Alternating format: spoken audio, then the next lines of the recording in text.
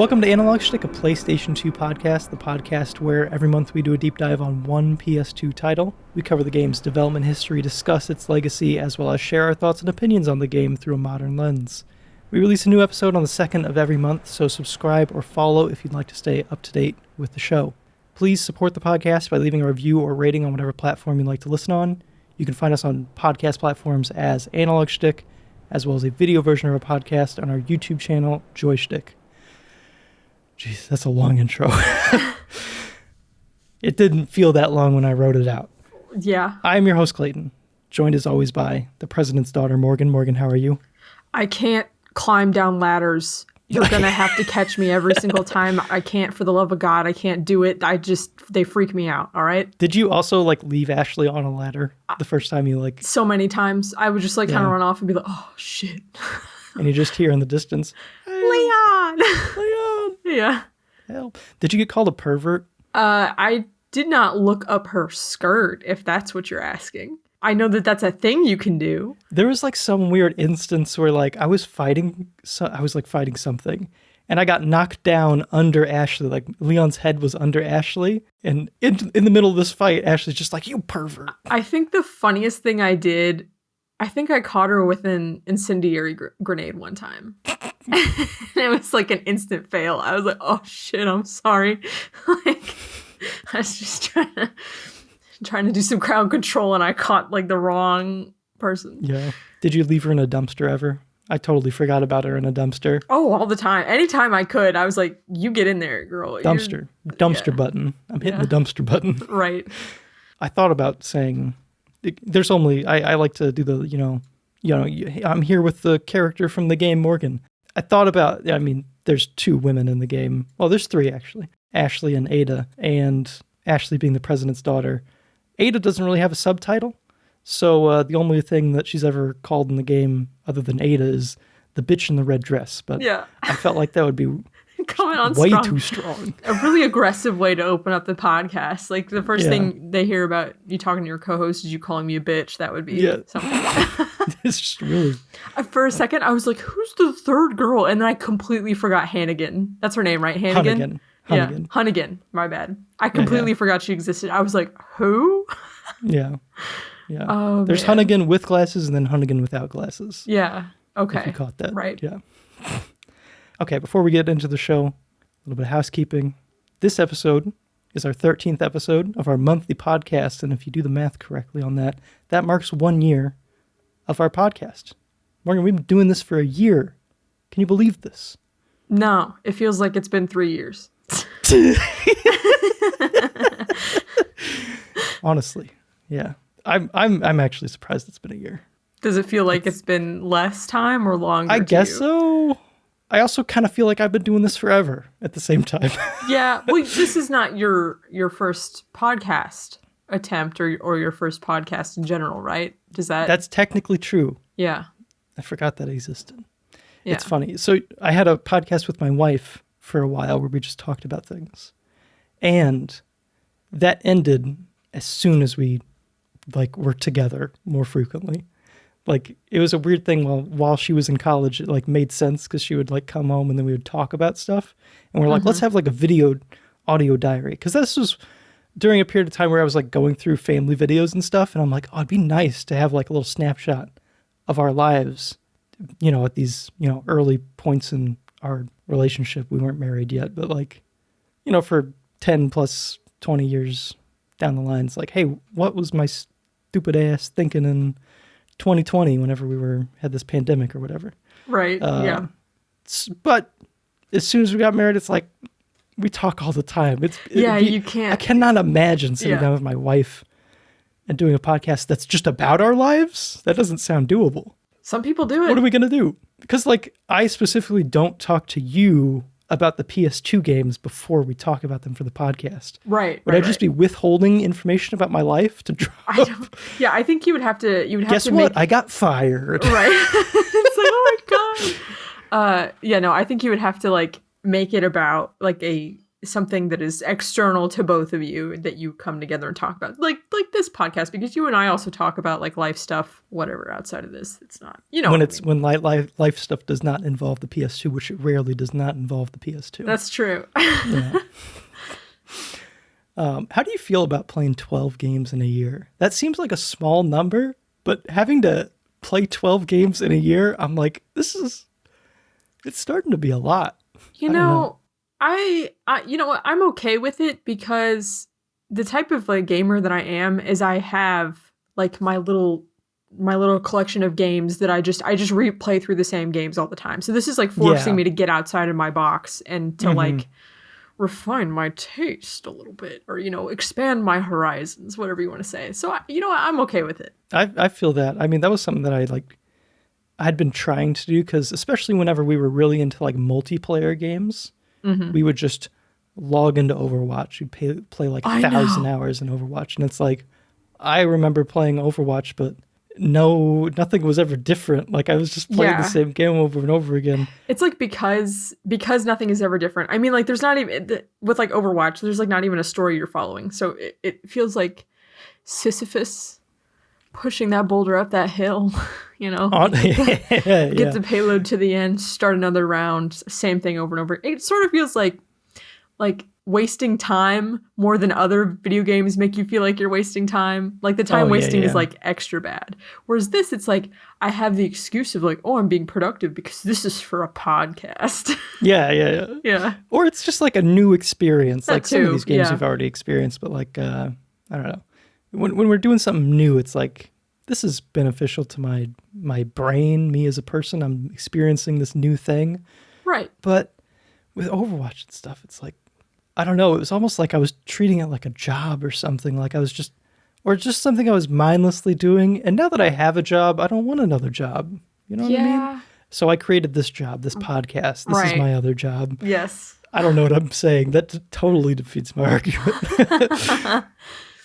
Well, it's a job that you make progress in, because once we cover a game, that's it. That's true. Like we don't necessarily, if it was hot garbage, we don't have to touch it ever again, I guess that's true. It's like I kind of want something to show for my time now, I guess. And I guess a podcast is more worthy in my brain than reaching GM and Overwatch, which never would have happened. It's never going to I've given up on that. I'm like, I can't. The second I got a job, I'm like, I'm out of esports. It's over. Like it's not, I'm bad at games now.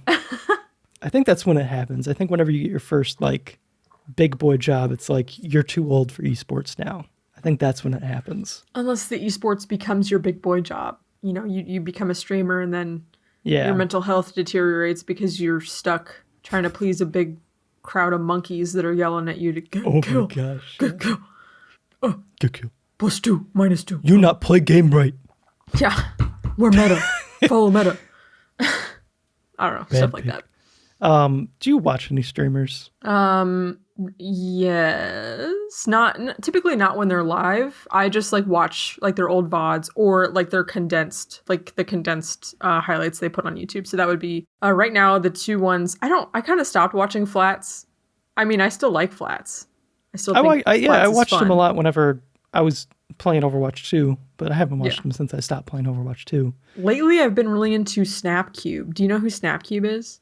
Maybe. She did a bunch of Sonic dubs with like her friend group. Oh, yeah, like, I saw those. Like improv. It's like improv comedy. They're very popular. Very, very popular. Very funny.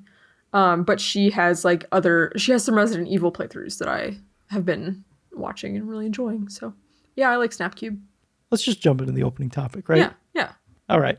Before we get into Resident Evil 4, let's discuss our opening topic, which is gaming re-releases. Gaming has a very unique relationship with the re-release compared to other mediums of entertainment for a lot of different reasons. I think the biggest one is the constant format changes that we have in gaming, as opposed to, I mean, a book is a book. It's like a self-contained thing, but like, physical TV shows and movies, it's like you had VHS.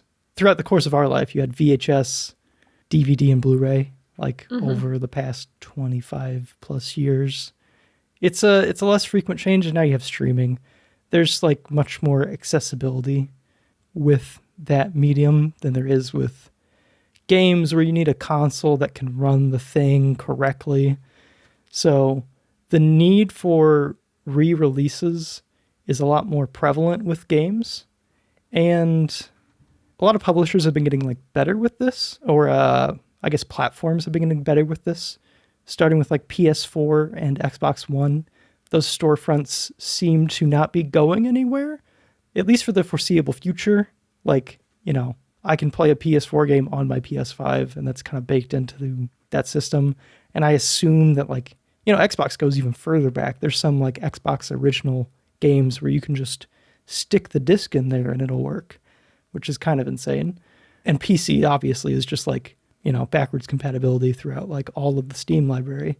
Well, and the PS2 can play PS1 games as well. Right. Yeah. So there's always been like efforts made towards like maintaining access to like a previous library. But even with that, there are a lot of very important games that are just kind of stranded on older platforms, like decades old hardware. So the need for video game re-releases it's much more noticeable, I feel like, than films. And maybe that's just because I'm not a huge film buff. But for the terms of this conversation, I just want to define how I see the three different categories of a re-release.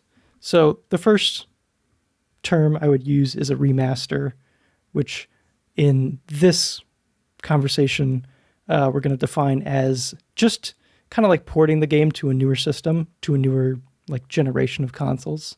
So pretty minimal changes, like the game could run at a higher resolution or frame rate, or the controls could just be slightly adapted, button prompts could be changed, really minor stuff. So an example of this would be the PS4 remaster of The Last of Us, which happened only a year later, I found out. They remastered the game exactly 1 year after the release on the PS3. So wow. Really waited a while for that. Yeah. And then the next category of re-release I'm going to call the remake, which I would consider recreating the game's visuals while maintaining the gameplay, controls, levels, everything. It's just like a completely fresh coat of paint. So an example of this would be Last of Us Part 1 for the PS5. It differs from the remaster because the remaster was really essentially just the PS3 version running more stable. Or like the Crash Insane trilogy, where they take the original games, like the levels stay the same, everything about them stays the same for the most part. There's some like, really nitty-gritty technical differences, but like it's really just about changing the visuals. And then the last category I would call the reimagining, which is taking the original concept of the game and then just going in a new direction with it. So things like Resident Evil 7 Remake, not Resident Evil 7, Final Fantasy 7 Remake, and the Resident Evil, 2, 3, and the upcoming 4 remakes. And it's annoying because they use the term remake, but I feel like a remake means a different thing than what they're using it for. Mm-hmm. And people use like remaster and remake kind of flippant. There's no like, these don't mean anything. They're just kind of words people toss around. It's like Game of the Year edition. These are just our guidelines for like this conversation, right? Yeah. So in a reimagining, it's kind of in line with like a reboot. Like I would consider the Tomb Raider reboot from like 2013 to be like a reimagining of the original Tomb Raider games. So that like a new genre, like you could take, gameplay elements of something and just, be like, going from Final Fantasy 7 to the remake, it's like more of an action game as opposed to the, real-time turn-based stuff in the original, but maintains the same like concept, theme, story, characters, stuff like that. So this is all to say, Morgan, what are some remakes, remasters, reimaginings, that we've played that stand out to you for being good or bad? I would consider the Mass Effect Legendary Edition to be a good example. Yeah. Just because it like left everything the same aside from like, I think there was like some minor balancing changes to like level ups and stuff in the first Mass Effect. I think there were like some other minor changes, but like mostly it was just like an overhaul of like the graphical quality, which is, that's pretty much all I would have wanted out of something like that. just because I love Mass Effect the way it is, really. I really love those, like, a collection. That was, like, a big thing for a little bit. I don't know if it's still happening as much, but, like, the Crash, Spyro, Mass Effect, like, remastering or remaking, like, a trilogy of games and then just putting them all out as one.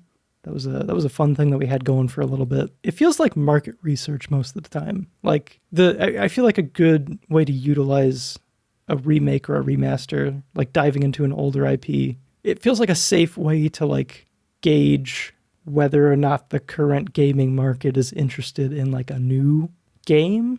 Kind of like the Crash thing, where Crash came out, did really well, so they greenlit the fourth game to be made. But no Spyro. And then they shut down the studio. Yeah.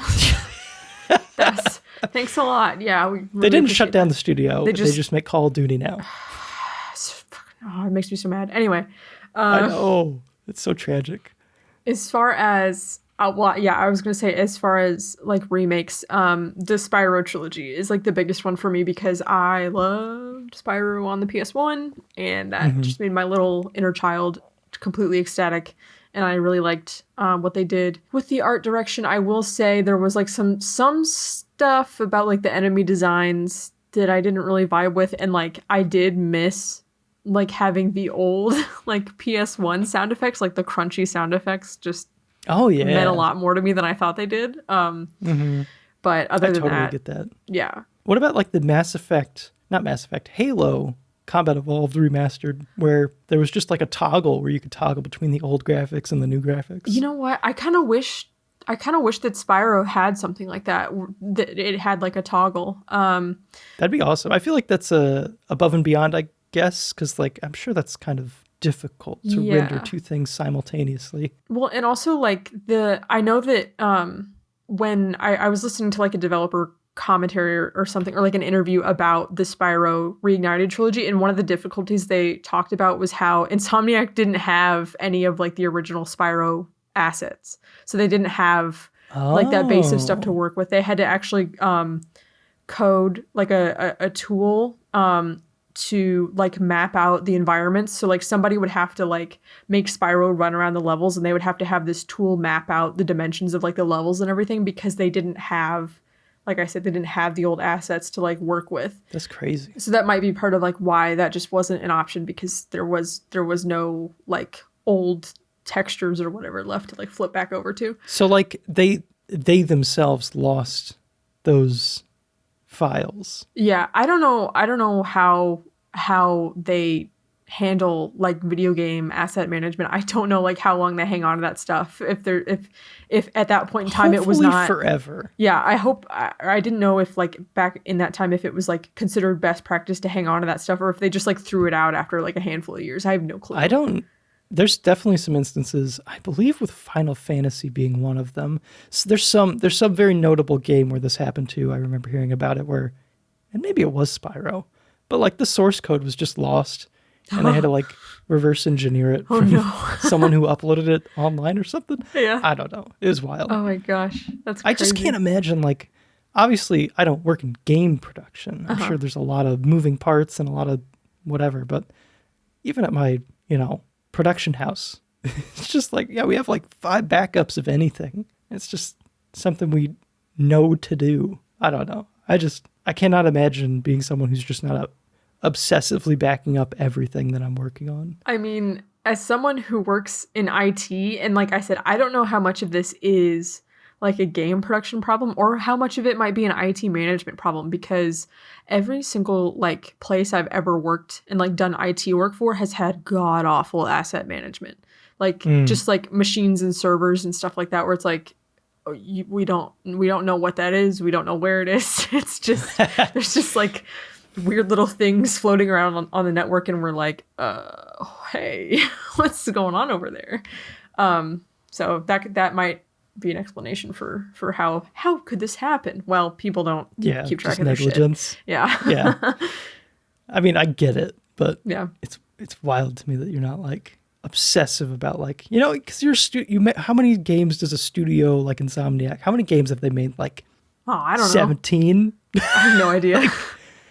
like a countable like a short list of, like, here's everything we've made. It's like, how do you guys just not back up No idea. Yeah. You got like 17. I don't know. And I think how Spyro was developed was it has like the 6 like home worlds, right? And I think they had it set up so it was like one developer works on each set of levels for each home world. So I don't know if like all of it was like split up all over the place, and then like I said, they never like compiled it and like I said, put it in a vault somewhere. I don't know. No idea. I do realize I'm talking out of my ass a little bit because I don't know how like asset management for video games goes down, but like as an outsider, it seems insane that something like that could happen. If someone works in the industry that is listening, could inform us. And we know you are. Yeah, sure. Would you be so kind as to leave like a comment somewhere, maybe on the YouTube video where we could see it? We would love to know. Anyway. And if you don't leave a comment, I'm going to feel really awkward about asking for it. So you better do it. No pressure. It's okay. We're shy too.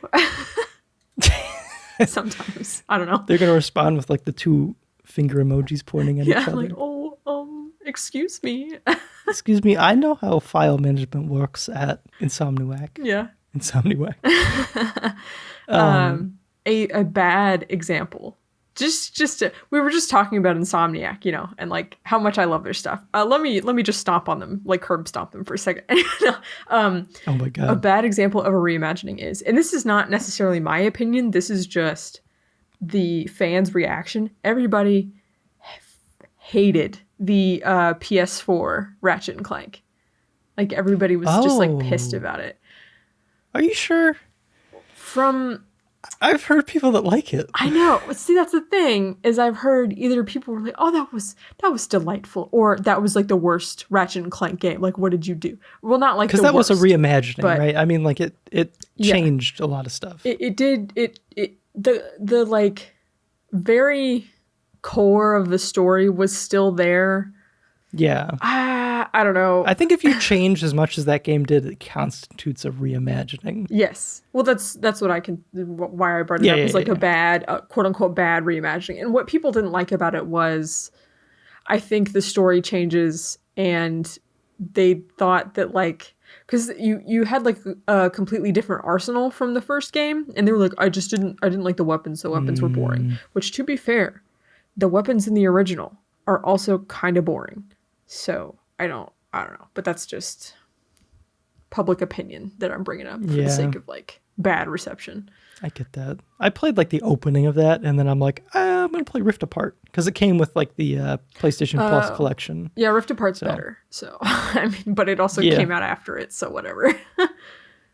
I've been playing. That's been like my non-PS2 game that I've been playing. Yeah, and it's like, oh my God, I was meant to talk to you about this, but like, going from Resident Evil 4 to Ratchet and Clank Rift Apart, I'm like, I feel so old. Because like, I go from this like crusty old PS2 game where like everything's very clear and defined. And then I switch over to Rift Apart. I'm like, I could hardly see anything. Exactly. Yeah. No, anytime. There's too much detail. Anytime there's like a next gen like game that comes out, because like I also play like crusty PS2 games, crusty-ish PS3 games, right? Anytime something new comes out that I like play right away, I'm like, I can't see anything. There's too much visual information. There's so many particles, I can hardly tell what's going on. Right, there's so many, everything's so saturated. Yeah. Yep, I get that.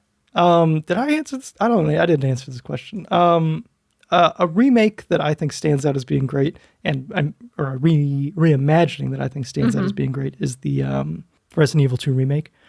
Yes, I agree with granted, that. I only played like half of it. I got to the part where we met with Ada, and I was being chased around by some dogs, and then Halloween ended. I think that was what happened. I'm sorry, what? This is what? Resident Evil 2? Yeah. Is this Leon's story or Claire's story? Leon's story. Oh, okay. I've only seen Claire's story. I watched Snapcube's playthrough of Claire's story, and so that's why I was like, wait a minute. Ada's in that game? Really? What? It's that different? I assumed they were the same. No. Oh. No, completely different. I mean, you go to some of the same places, but like the story, like what you do and like who you interact with is different. Oh, yeah. Yeah. I need to get back to that. I think I got to a part where I was like on my back foot, just out of ammo. Yeah. Like trying to make it through this and I just couldn't. Yeah. So Something happened. I got distracted. I should go back to it though. But I did. It was like pretty insane to just take this game that was so like this, a survival horror game from the PS1 with fixed cameras and stuff, and then just turn it into like a third-person action game and have it work so well. It's like, yeah, it's really neat. I can't really think of a bad remaster off the top of my head. Oh, that SpongeBob remaster. Oh, SpongeBob Battle for Bikini Bottom. Yeah. What was wrong with it? Just pretty rough on the launch. I couldn't invert my y-axis, or there was like an option to, and every time you change characters, it would just uninvert it, and you had to go back in your settings. That seems like a big oversight. Yeah, a little bit. But I think I kind of had the issue that you have with Spyro to an extent, where it's like, I kind of prefer the original. Like, I recognize that like the new art style looks pretty sweet, but it's like, I kind of miss how it looked before. Yeah. Yeah. I don't think it's that bad. I think it was fine. But, yeah. I just thought of another remaster example that kind of is kind of bad. Sly Cooper, the Sly Cooper trilogy. Not the greatest. Oh, yeah. Mainly because like the change in like the aspect ratio with like certain things about the UI, like the Binocucom UI not reaching the edge of the screen. Feels very bad. Lazy.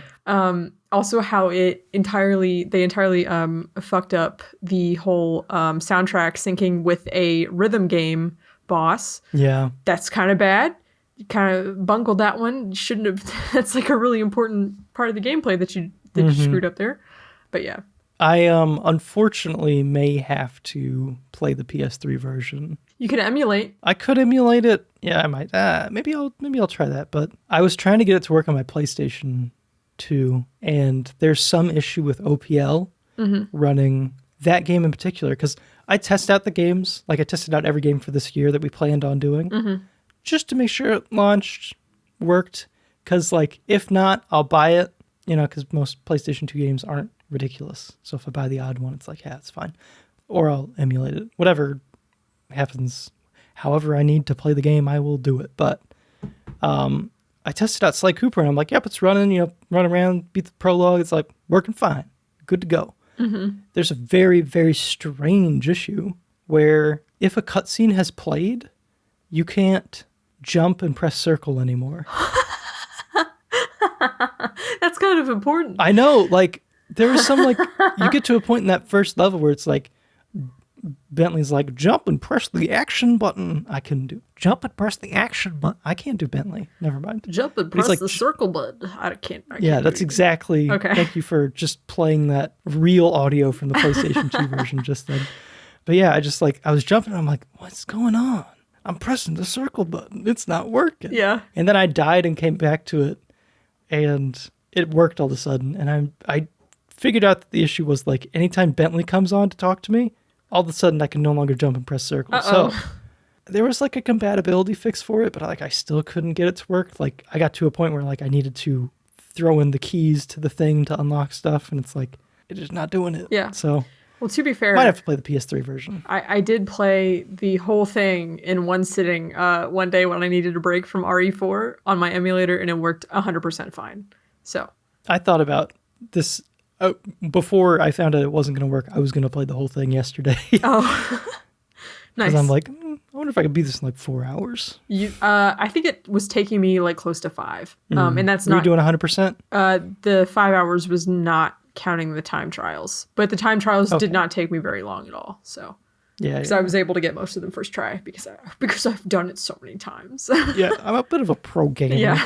Pro Sly Cooper. I said Sly Cooper. Sly Cooper. Yeah. That's what they should have called the sequel instead. Not Sly Cooper. Anyway. Speaking of Sly Cooper, what are some games that need a remake or remaster? I would love... Let's say it together. Okay. Let's say it together. Yeah. All right, 3, 2, 1. Sly Cooper. Ratchet and Clank. I didn't... Jack and Dexter. Jack and Dexter too? Sorry, I did not expect those other two. I just view those 3 together as like in line with the Crash and Spyro thing. I'm like, how amazing would like a remake trilogy of those 3? It'd be so really good. Yeah, if they did like an overhaul of like the visual presentation of Sly Cooper, you know, with like they did with the Reignited trilogy. Oh, I would be in love. Oh, that would make me so happy. Oh, it'd be so good. Yeah. I wonder, because like I think a big problem with Sony's first party lineup is that they don't have like anything other than sad dad simulators. Yeah, I'm getting a little bit burnt out on sad dad stories, if I'm being honest. I love a good sad dad story, but I think that you need a little bit you need something for the kiddos to play. We need sad kid simulators like Sly Cooper, Ratchet the and orphan. Clank. Yeah, Ratchet and Clank also an orphan. Jack also an orphan. All three. Are they all orphans? I think they are all orphans. Yes, they are. That's funny. Or at least the orphan trio. Yeah. Yes, but yeah, I remember being kind of like not upset, but like when the Ratchet and Clank PS4 version came out, I was like, are they going to do Going Commando next? Because Going Commando is my favorite, and then they didn't do it, and I was like, oh. Okay. But I love that game to pieces, so It's sad. I would love to see it all polished up and turned into something, you know, a little nicer.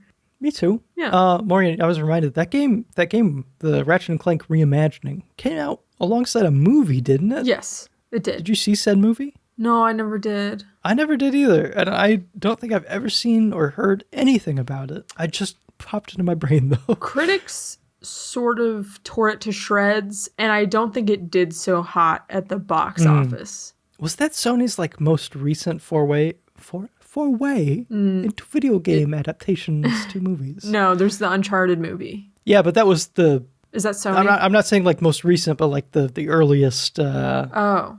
I think that was one of their early efforts into. I don't know. But I mean, they seem to have hit their stride with Last of Us and stuff. Yeah. Like critically and reception, public reception. There was going to be a Sly Cooper movie was in the works, but then the Ratchet and Clank that's movie been talked about forever. But they did not cast Sly's original voice actor, and I was kind of pissed about that. Everybody was kind of pissed about that, at least like the hardcore fans or whatever were.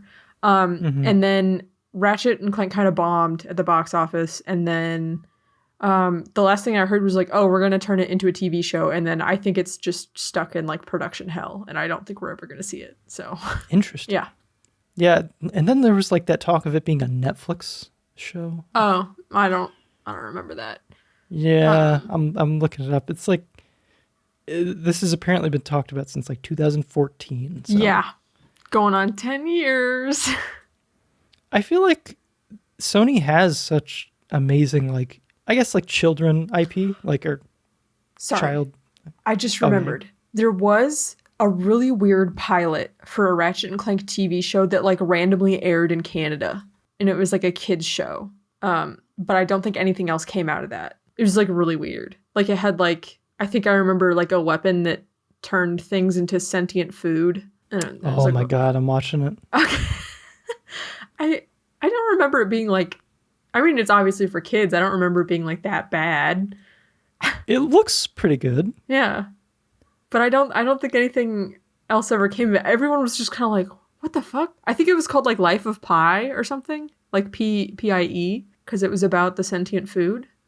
It is? Yeah. Yeah. Anyway. It's up on YouTube. Yeah. I watched the whole thing like quite a while ago. And I was like, oh, all right. So Morgan, if you could choose one game to reimagine, what game would you pick and what would you like to change? Fallout New Vegas. Final answer. I think that's my final answer. Yes. Yeah. Anything in particular you're looking to change? So the thing about Fallout New Vegas is it had an 18-month development cycle. Oh, wow. So that was insane of them to pull off a game like that within 18 months. Yeah, that's like start to finish? Yes. Like okay. Just hit the ground running, had to go. Just had to. So I would want to fix. That doesn't sound possible. Well, they did it. So, well, to be fair, it's based off of like Fallout 3's engine, and I think they were able to like borrow a lot of assets and stuff from Fallout 3. Actually, I'm pretty sure Fallout New Vegas is just Fallout 3 with like a shabby cardboard cutout of a cowboy standing in front of it. Like the entirety of Fallout 3 does exist within Fallout New Vegas. It's just sort of like hidden back in there. Oh, okay. Because there's a New Vegas mod where you can play both New Vegas and 3 within the same game. Anyway. Gotcha. But that's cool. I like that. Yeah. But since it only got 18 months, there are a lot of things that like it's exceptionally good for, you know, considering it's like the amount of time that they had, but there's things that I would like to flesh out more.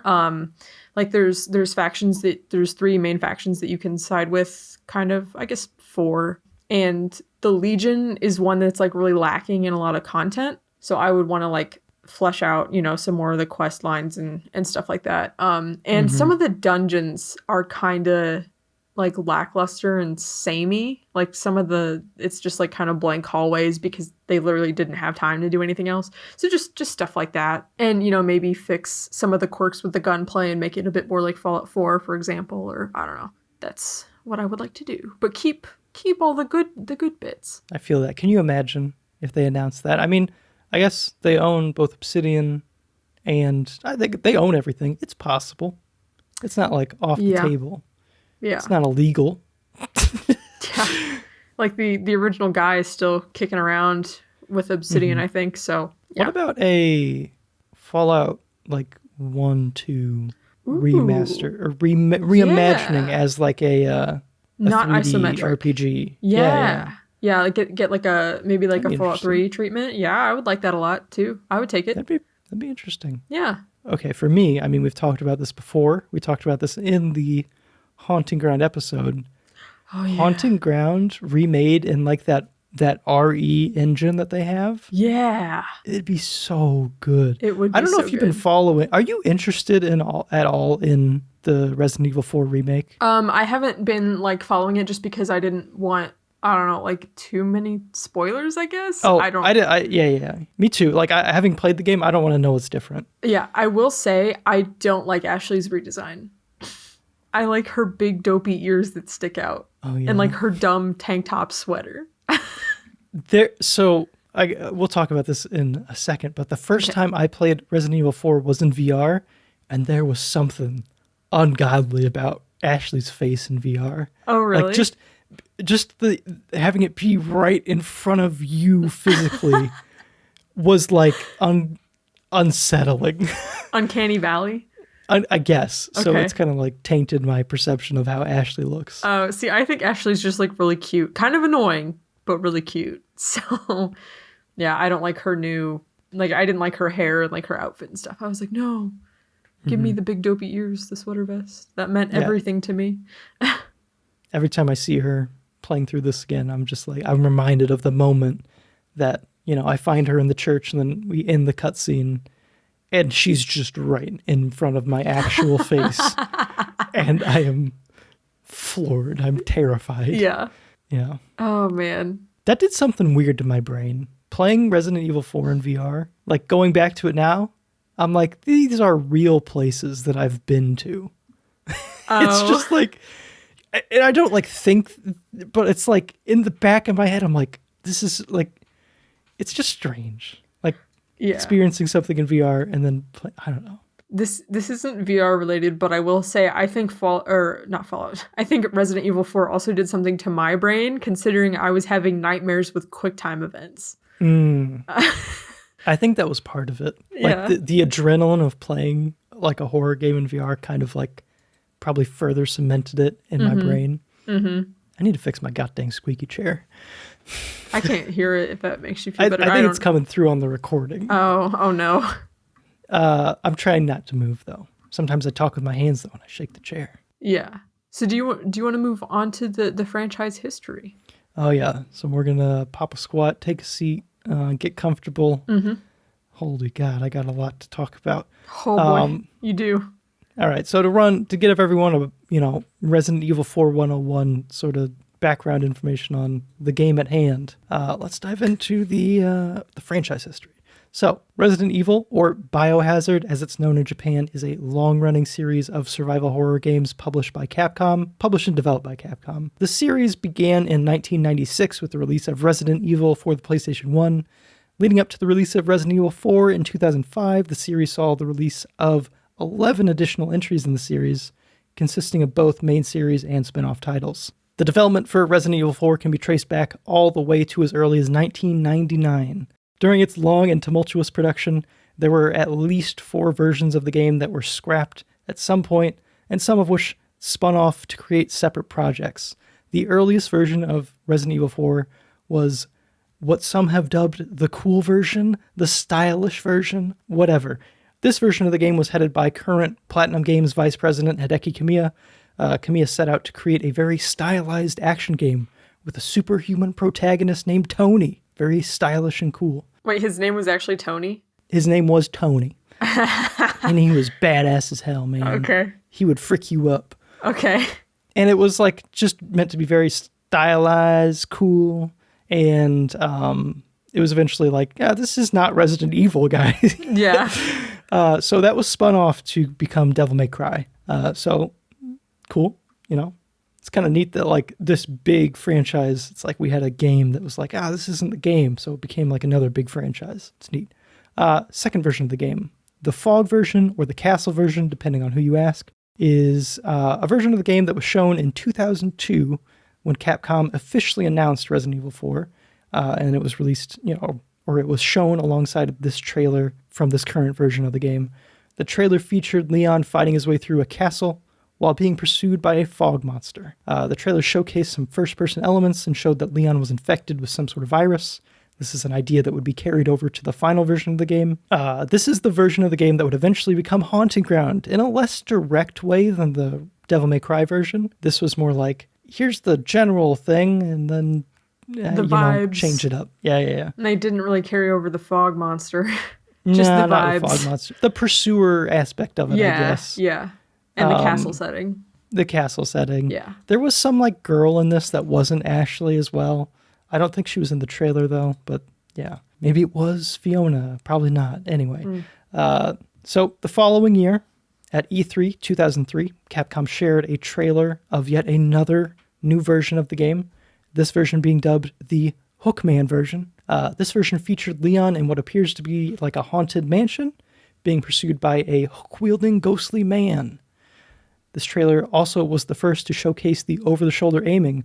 However, in this version, it appeared to be combined with the bird's-eye fixed cameras of the previous Resident Evil games. Lastly, the hallucination version of the game was never shown to the public, and it was more of a story concept, and parts of that were reused in Resident Evil 5. So pretty much everything that was done for this was kind of like shifted into some other direction. Mm-hmm. And now getting on to the final, release version of the game.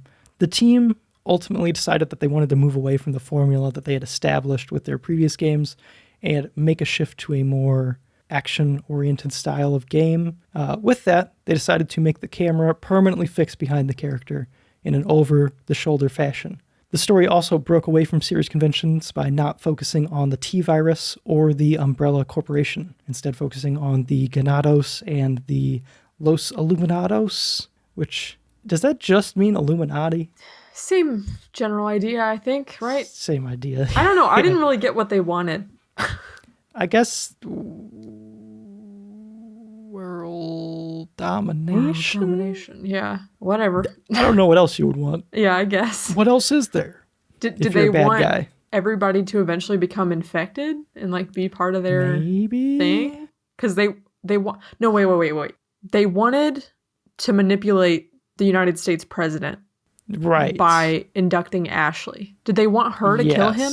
I don't know. They wanted some kind of infection to happen. Yeah. They wanted to have like some man on the inside, basically. Mm-hmm. Just sway things, I think. Mm-hmm. And they were like, if that doesn't work, then we'll just infect all of America. Sure. I think is what they said. Yeah. Yeah, it was strange. So, today, Resident Evil 4 is remembered for its impact on the survival horror genre, as well as its impact on third-person action games in general. Going forward, an over-the-shoulder view for third-person action games became the standard. Many popular games over the past 2 decades have taken inspiration from the storytelling and game design of Resident Evil 4. And despite Resident Evil creator Shinji Mikami saying that he would, quote, cut his own head off if the game was ever ported off of the GameCube, Resident Evil 4 has gone on to become one of the most widely ported games of all time, appearing on pretty much every platform imaginable that's been, like, every current gen thing since the GameCube. Like, it's on literally anything. There's no platform without Resident Evil. I was going to say, why was he so desperate to not have it leave the GameCube? It launched as part of the Capcom 5, which was like a series of 5 Capcom GameCube exclusive games. I don't even know if they ended up making 5. I think they made 2, and one of them was Resident Evil 4, and it just left the platform within the same year. So appearing on pretty much every platform, including a VR port in 2021. And on March 23rd of this year, 2023, we will see a reimagining of Resident Evil 4 in the style of Resident Evil 2 and 3. Morgan, what is your history with this game or the franchise in general? So, the only other Resident Evil game I have played was the first one, which I think it's a 2002 remake of Resident Evil. Yeah, I believe so.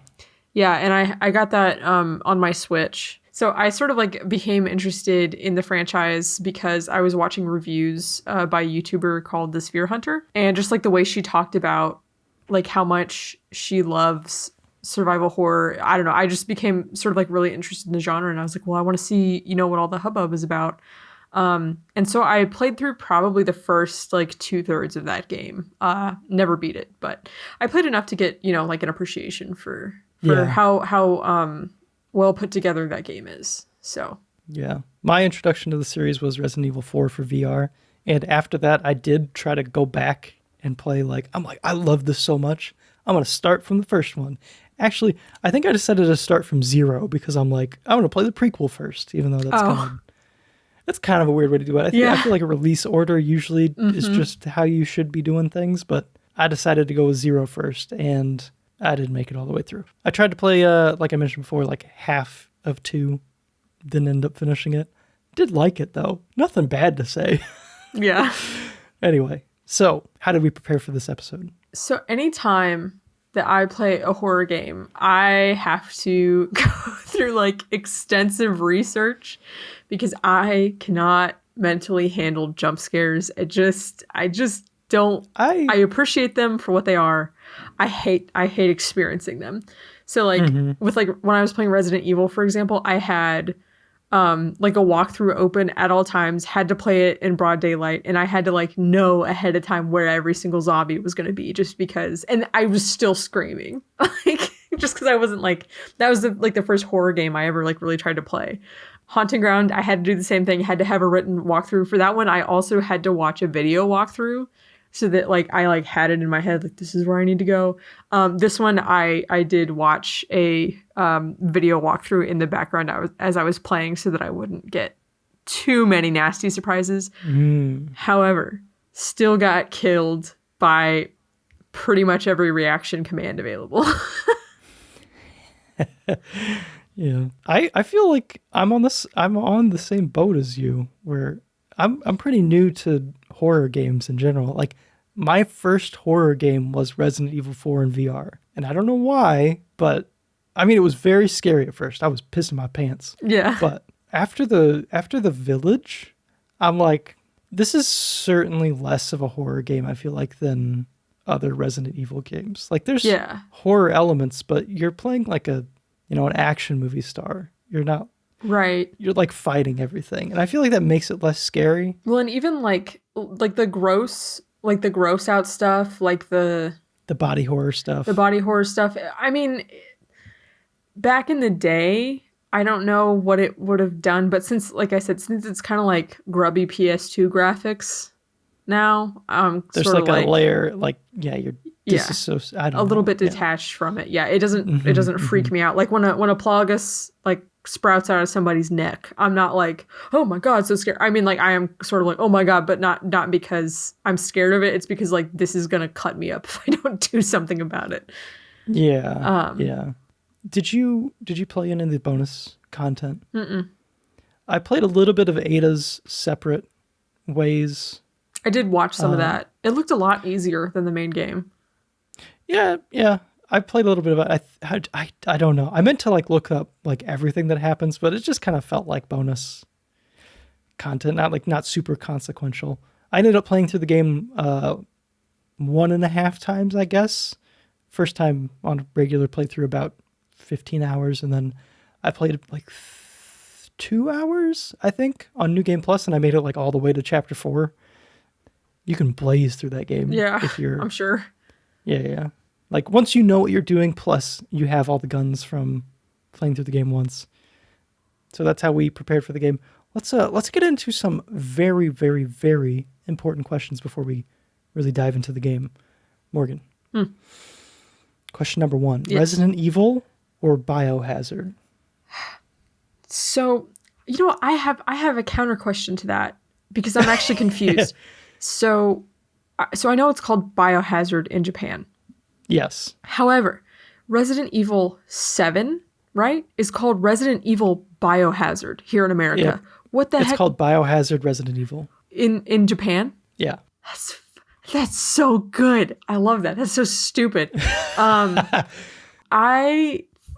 I understand that the Biohazard title sort of fits because like that's like the recurring thing is that it's, like some sort of like parasite or virus or mold or whatever you want to call it. It's like infecting people and causing like the monsters in Resident Evil are a byproduct of like science. Mm-hmm. However, I just like how Resident Evil sounds better. And I like how on like the title screens, you hear that Resident Evil. It's a little corny. Biohazard. I mean, did you hear the Japanese version though? No, I didn't actually. It's all right. Yeah. Oh, whoa. So, okay. Yeah. So, in Resident Evil 7 Biohazard for America, or for regions outside of Japan, the VIL creates VII, which is 7. So it's a little 7 inside of the title because it's Resident Evil 7. Oh, yeah. And for Biohazard, they just took the 7 out of the Z. Oh, that's cute. Yeah, it's cute. Yeah. Anyway, I just had to hard stop for that. Just I had to let the audience know. That's fun. Oh yeah, I think that I don't know because yeah, I don't know. I just like Resident Evil better. I don't know. Interesting. I kind of there's something to Resident Evil. I don't really know what the words Resident Evil mean. Like, I mean, the first one, it was like there's evil in this residence. There's evil in this residence. Yeah. Yep. Which is like for 7. That's very appropriate. That's appropriate. Biohazard Resident Evil. Yeah. Yeah, that's good. Yeah. Resident Evil Biohazard works both ways, frankly. Mm-hmm. I don't know if I lean towards the Japanese thing because, like, with the Haunting Ground and Demento, I feel like Demento's clearly a better name. Like, Haunting, what the heck does Haunting Ground mean? What is the relevance to the game? Haunting, I mean, it's not really paranormal either. I know, yeah. It's about alchemy. I mean, that's the paranormal aspect. But anyway, there's something about it. It's exotic. Yeah. Biohazard. Tell me the series has been called Biohazard my whole life and I didn't even know about it. That's exciting to me. Yeah. So I lean towards Biohazard personally. That's fair. We balance each other out then. I think that's fair. Just like any good podcast co-host. Yeah. Morgan, mm-hmm. What was the scariest moment in the game, in your opinion? Okay. So I do know that when I first picked up the game and started playing, getting through the village for the first time, shitting my pants. I don't think I've ever cussed that much in that like short of a span of time. Like literally it was just because keep in mind, I had played the first Resident Evil. In that game, it's more of like the focus is more like on conserving as much supplies as you can, which that's a thing. That's definitely a thing in this game too. But like in the first game, you do that by like not killing everything on screen, whereas this game wants you to pretty much kill everything on screen. So I was just like being chased by this mob, and I was like, what do I do? What do I do? What's going on? I don't understand. And, you know, there's a lot of F-bombs and a lot of just like kiting this like angry mob around like this little town and like frantically looting and like grabbing every single thing I could get my hands on. I used every single bit of my supplies. By the time the chainsaw man was dead and like the bell rang and they left me alone, I was out of pretty much all my ammo. All of my healing items were gone. It was terrible. So that was definitely like a shitting my pants moment. However, and you're also just like learning how to play at that time too. Yeah, so it's like it's a very weird fumbling and very stressful, very tense. However, the regenerators. Oh my god, the breathing sound? Hell no. Oh, it's bad. Oh, it's so good. Oh, it was I bad. just want you to imagine that in VR. No. That's how I experienced it. That's like why I don't want to play it in VR is like that. Well, also like the feeling of being chased by a mob, like actually, no. But yeah, the regenerators specifically, the way they nailed the animation, like the walk cycle on those guys, like the eerie way they kind of like. Their face too, their silhouette is terrifying. It is. Yeah, they're scary. Very. Yeah. Yeah. So many terrifying moments in the game. Regenerators, I feel like, are a lot of people's top, like, this is the scariest thing in the game. Yeah. Maybe like the occasional jump scare, you know, like the guy that runs out of the refrigerator, the guy that's hiding around the corner early on. I knew that he was coming, but yeah. Yeah. Just because I was cheating, quote unquote, with the walkthrough, but.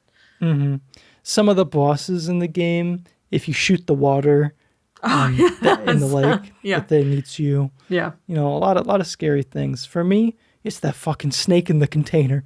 God damn, it got me every time. Yeah. I was never not scared of a snake popping out of a container. Well, then just like swing twice and then you're good. I couldn't do it. I couldn't get it. Oh. Yeah, no, When that happened in VR, I almost fell over. Oh, that really? was terrifying.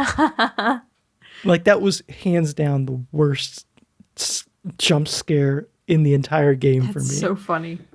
I hate it. Oh, wow. Okay. What was your go-to weapon? Shotgun, I think, was the most satisfying. Like the traditional, like the regular.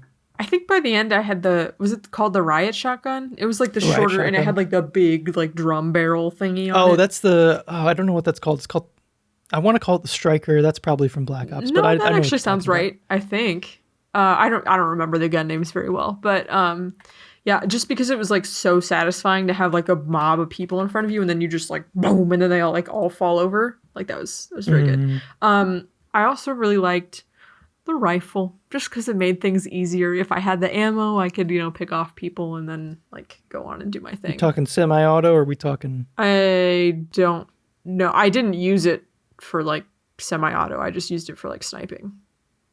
Was it the wooden one is what I'm asking? That's what I started with, but by the end I had something else. Yeah. So you upgraded. Yeah.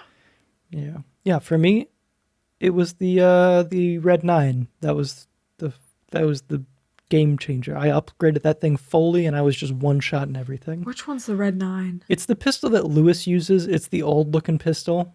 You unlock. Is it a access Magnum? to it. No, it's not a Magnum. Okay. It's a regular old pistol. Oh, okay. It's a classic looking, old school gun with the clip magazine sort of thing. Oh, okay. You can get a stock for it, and then it just turns into a monster. Oh, I think nice. it does the most damage out of anything, any pistol in the game. Oh, okay. Not including the magnums. Gotcha. But yeah, that was definitely the play for me, because there's not like a linear upgrade for everything. Like most stuff kind of has pros and cons. Yeah. Like yeah. The rifle to the semi-auto rifle. The rifle is going to do more damage. The semi-auto rifle is going to fire faster. Mm-hmm. Stuff like that. Speaking of the semi-auto rifle, I loved that thing in the VR version. The VR version has so much like weird cheese tactics you can do.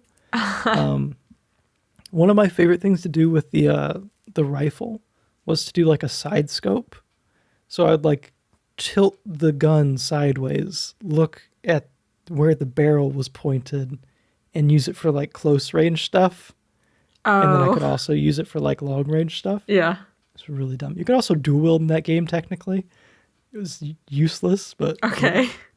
It's so fun. That's funny. I want you to try it In I'll bring VR. it. I'll make you try it. Okay. Yeah. I'll make you do like the mercenaries mode where it's just killing people in the village. Okay, sure. It's one of the best VR games I've played. Yeah. It's so fun to take a game that existed and like break it in VR. Yeah, Like, yeah. just by doing things that you can do in VR. Right, that makes sense. But anyway, yeah, Red 9, definitely my go-to weapon. Now, this is going to be a hard one. But what is your favorite line of dialogue in the game? It's so hard. There's two of them that are just like really good. Where's everybody going? Bingo? That was like classic. That was like one of my favorites. Also, I forget the exact wording. I texted it to you, I think, and I don't even know if my text was like word for word, but let me scroll up and find it. Insects' lives doesn't compare to human lives. Like, yes! Oh, anything with Mike is hilarious. It's so dumb.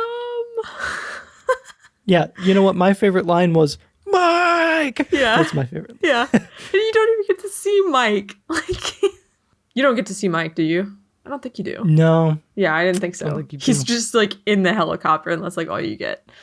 You may be able to prolong your life, but it's not like you can escape your inevitable death, is it? I loved that. Zinger. That felt like just some heavily bit of like I'm sure that hit harder in Japan as well. Yeah. I'm sure most of this sounded a bit better in Japanese, yeah. It was just so funny. Yeah. That was just like such an awkward sentence. Yeah. Well, that was what got me with insects' lives doesn't compare to, like, the grammar's just so, insects' lives doesn't compare. Oh, yeah. It's so awkward. It's so fun though. Yeah. That's one of the, I think this is where the charm from the game comes from though. Is how, like, it's just such a cheese factory the whole time. Yeah, it's something. All right. Let's get into the campaign. Morgan, what did you think of the narrative? Was it enticing? Did it, like, engage you? No, it really didn't. I mean, like, it's this game's biggest weakness. Now, when I say that, though, you have to understand that I don't think the game is really trying to have the best narrative in the world. It's just trying to be an action hero movie, kind of, but also like it's just kind of trying to be fun and scary. Yeah, it's just trying to be fun and scary. So, like, I can't dock it too many points. I was just sort of like confused by everything because it felt like every single conversation Leon had with everybody was just for the purpose of setting up like a zinger one-liner that was like one of the stupidest things you've ever heard. Like any of his conversations with Salazar were just ping pong and insults back and forth. And I'm like, these aren't really doing it for me. I'm sorry. Yeah. So that was good. I think I would have to largely agree. Like, I mean, like, what is the narrative of this game? It's Leon trying to rescue Ashley and then just getting stopped by some like evil maniac, like a series of like henchmen to a big bad guy who's just trying to rule the world with a disease. Right. It's I mean, the premise isn't like the most like thought-provoking or imaginative thing. It is just like a saving the world sort of action hero, excuse for exciting set pieces, it feels like. But I don't know. I just wasn't thinking about the story most of the time. The narrative, I'm just like, I'm thinking about like how the gameplay is moving along usually. Right. So, yeah. But yeah. Did you do a deep dive into the lore at all? Did you look into anything? No. As you are to do sometimes. Yeah, no, not aside from, because it does give you like the little spiel at the beginning that sort of like tells you how it connects to the other games. And like there's a lot of stuff about Resident Evil that I haven't looked up just because I want to play like the games that are like set before this one, and I didn't want to spoil everything. I mean, like I know vaguely sort of what's going on, but yeah, I didn't want to spoil other stuff for myself. Gotcha. Yeah. I feel that. I don't know. Like, for games like this, it's like, there is something I find compelling about, like, who are these people and all that. But I was learning that there's, like, not really, you can't just play the main series and, like, find everything by going through, like, journal entries and stuff like that. There's a lot of, like, external media that you need to, like, understand who Krauser is. Yeah, I was and like, why he's with Leon. I was like, who the hell is this guy?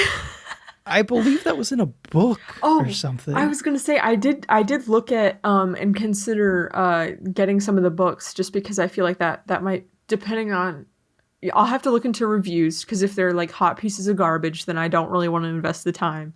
But if the books are any good, that is something I would be interested in. But I also don't really know where to start with the books, so.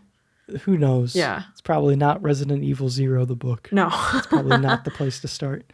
I'm also interested in some of the films. I'm sure they're not amazing. No, they're not. I think some of them are completely CG, and I think some of them are real, like live action. Either way, I'm not expecting the world from those. Yeah. That would have to be like a drunk movie watching sort of situation. Yeah. You know what I mean? Yeah. Like, I'm not expecting anything from this other than to laugh at it. Right. How did you feel about the pacing? Were there any low points that stand out to you or high points that stand out to you? No.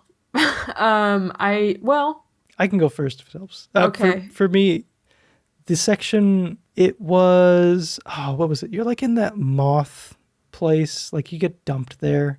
It was right with after, I think, the bug place. I believe it was right after the two El Gigante. Yeah, that sounds right. Fight. I was just out of ammo, and I'm just like slugging through this place. That's how that was a place that stood out to me in like my first playthrough. So yeah. Other than that, I feel like it's pretty exceptionally well paced. Like you're moving from set piece to set piece, and it really does like vary the setting and location. And it does a good like balancing act between like slow, more tense horror sections and then like bombastic action. Mm-hmm. I felt like I liked the opening, the village stuff, like that sort of like rundown villagey sort of vibe. I was fine with the castle stuff, but then I felt like once I got to like, oh, castle underground and there's lava, I was sort of like, where are we? Like, what's happening now? What? I think a lot of people start to think that the game drags towards the very end. Like chapter 5-ish. Yeah. Well, like I said, I actually thought that the game only had 4 chapters. So when I found out there was a 5th chapter, I was like, oh, okay. Oh. But then was chapter 5 the lab stuff? Yeah, okay. So that's like after you beat Salazar, you go to chapter 5 and you're on that island. Okay, yeah. So by the time I got to Salazar, I was getting kind of sick of like the castle stuff, but the lab sort of like piqued my interest again. I was like, oh, okay. Oh, that's better. I want to say it's I don't know when chapter 1 ends. I don't know. I don't remember. It's all kind of blurred together. Because it's like I think chapter 1 and 2, that's like that first, villagey area, and then you fight the chief guy, and then you go to the castle after you're being chased by all the Ganados, and then the chapter 3 and 4 are in the castle, fighting Salazar, and then chapter 5 is fighting Sadler. Right. So yeah, on like that separate island. So. Yeah, that was like some low points for me. How do you feel about Leon as the protagonist? I know that you found him quite the himbo. Yeah, but I mean, he's like a big dumb idiot, and I kind of love him for that. That's fine. He's pretty. He's so pretty to look at. He's just so pretty. He's hilarious. I think that you would love Resident Evil 2 remake. Yeah. From his perspective, he's just so funny. Yeah. Like, this game could be pitched as a comedy, I feel like. Just with his himbo's a really good way to describe him. I didn't think of that until you said it, but just like, I don't know. I feel like everyone in Resident Evil is basically that, though. Ada, I don't know. Ada seems... Like, oh, do you mean the protagonists? The protagonists, yeah. Jill kind of has... that energy in at least in the 2002 remake, and in the PS1 version definitely, because the voice acting is so bad. Is that an essential part of horror? Do you need an idiot? Do you need to play as an idiot? Like, do you need to play as someone who makes bad decisions and has bad judgment? Well, I was gonna say no, and then I was gonna bring up Fiona, but Fiona does just kind of like stand there and back away slowly. And it's like, girl, run, girl, move, girl, do anything. And she's like, oh, I'm scared. So I think, I don't know. I mean, like a certain level of helplessness. I wouldn't say that Leon is helpless though. Yeah. I don't know. I guess I can think of like a couple examples of the opposite. I mean, Ashley is helpless in your stead, maybe. Right. Did you find Ashley to be like super motivating, like the damsel in distress sort of nature of Ashley to be like oh, I have to protect her? I just kind of saw her. I mean, like I said, I kind of love her because she and Leon are both dopey idiots. It's sort of like how I feel about them. They're perfect for each other. Yes, exactly. Because there's that one scene where, like, I think is it after you do the lever cranking thing with her where you have to like protect her and then you hop across these two platforms and then I think you walk into a hallway and Leon and Ashley are just like walking next to each other and I think he like wants to check on her because like they both have like the parasite or whatever. He's like, hey, are you doing okay? And he like grabs her hand and she just freaks out for no reason. No, leave me alone. She runs into the most specific ass trap and falls directly like where she was supposed to in the wall for these like restraints to come out and the wall to flip around. And I was like, girl, what the fuck was that? Like,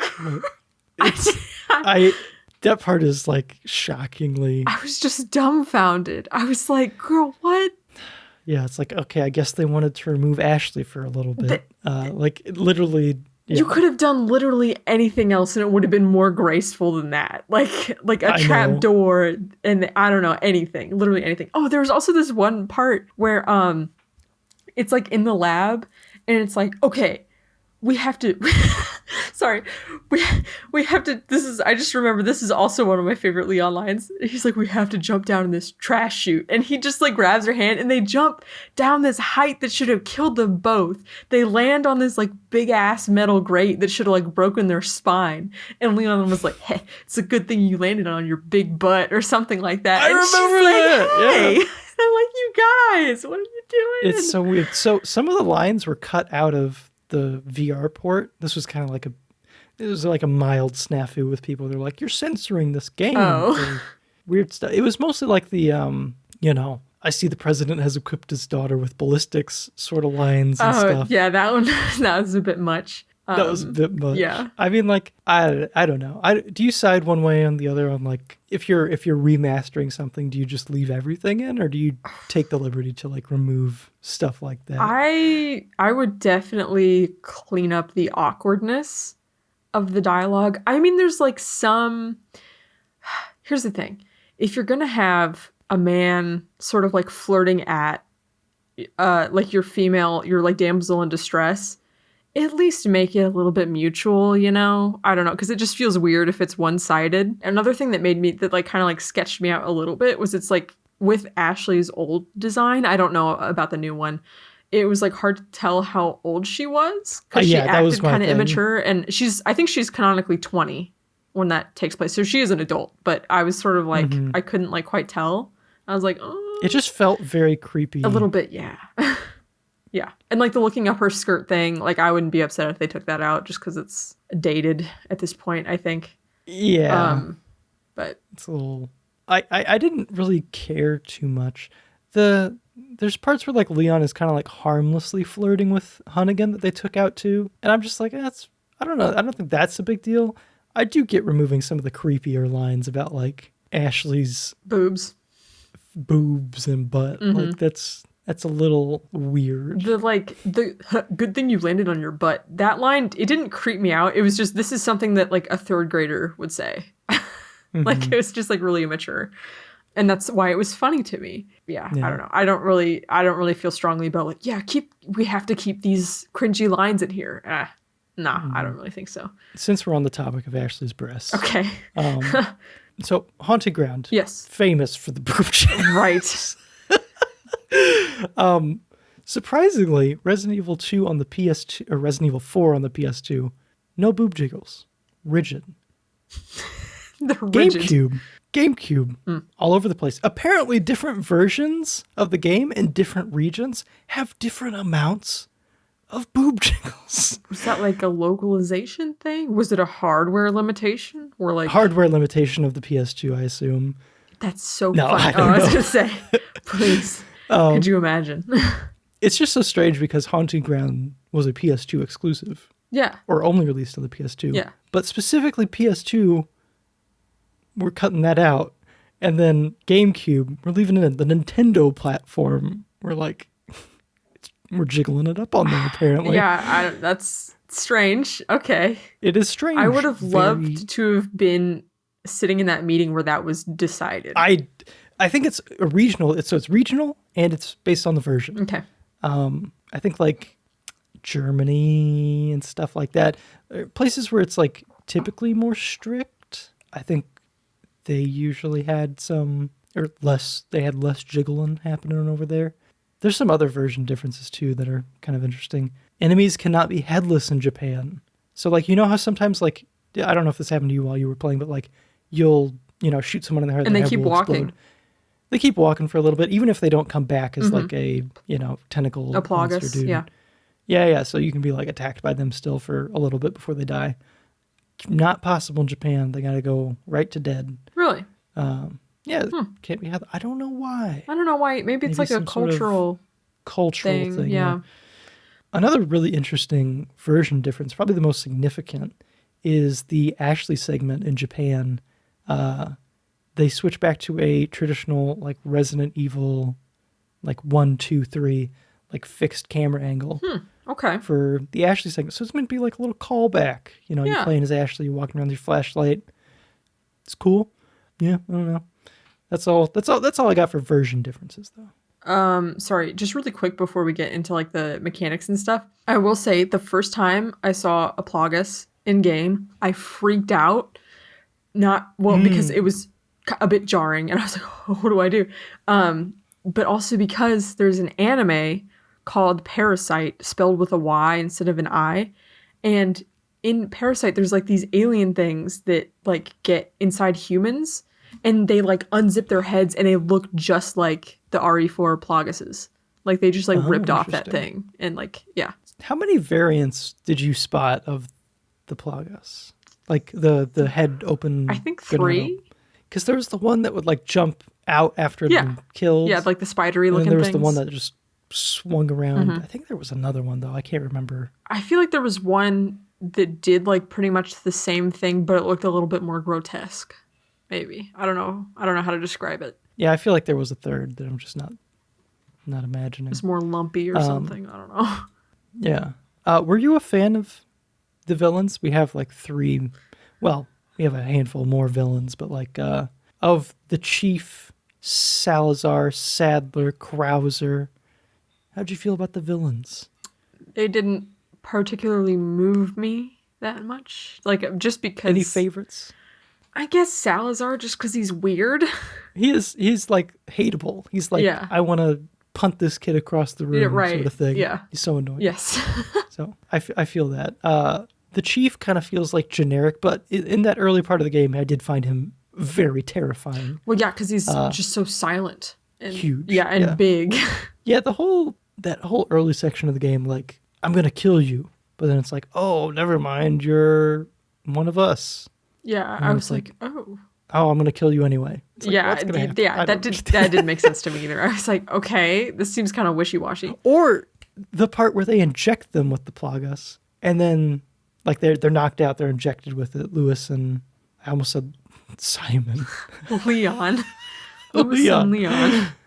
Yeah, Lewis and Leon.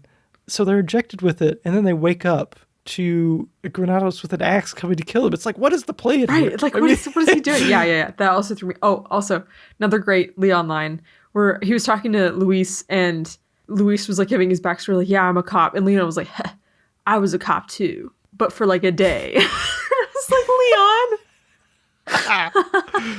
One day. One very bad day in Resident Evil 2. Yeah, that was interesting. For me personally, I really like Salazar for the reasons I said before. He's just terrifying. Yeah. Or not terrifying. He's annoying, and I want to just like kill him the entire time. Yes. He's just like, he's like with you in the game long enough to be like, okay, I'm tired of you being with me in the game. Yeah. I would like to murder you. The first time I played the game, I used my RPG on him just because I'm like, I'm done with this. Oh, nice. I'm blowing this dude up. Yeah.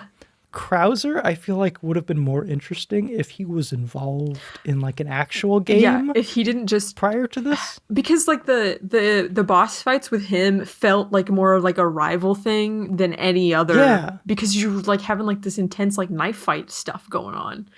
Yeah, and you feel more like on each other's like level almost. Mm-hmm. Where he's which is cool, and then it becomes that like bio. Well, yeah. Engineered but soldiers. Still, even then, I think that was his boss fights were probably the most like intense because like you have to get up close to him and like knife his shield thingy down and do all that, and there's like the time limit. I don't know. Yeah, I liked it. Yeah, he was probably my favorite. It's probably my favorite boss fight. Like I said, yeah, I think he had the most intense combat. Now, when I was doing it, I was panicking like a moron. So yeah, but whatever. How'd you feel about the merchant? The merchant is probably my favorite NPC. Yeah, he's great. He's like a real source of comfort. Yeah. You know what I mean? What are you selling, stranger? And we'll get to the like music and stuff later, but like it's so soothing. Like, it's so relieving to get there. It's like I'm safe. I think and I know I'm safe. I think that's the same soundtrack that plays in the RE1 safe rooms too. I think. At least they sound incredibly similar if they're not the same. Motif going on. Yeah. So. Did you know that the merchant and Leon are voiced by the same guy? Oh, okay. Yeah.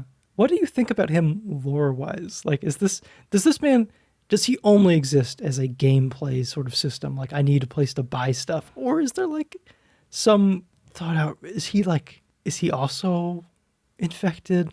Oh, I think is he just some dude? I think it's like implied that he is infected, but somehow still able to like keep his like mental faculties or whatever, because he does have red eyes, doesn't he? Yeah, I noticed that.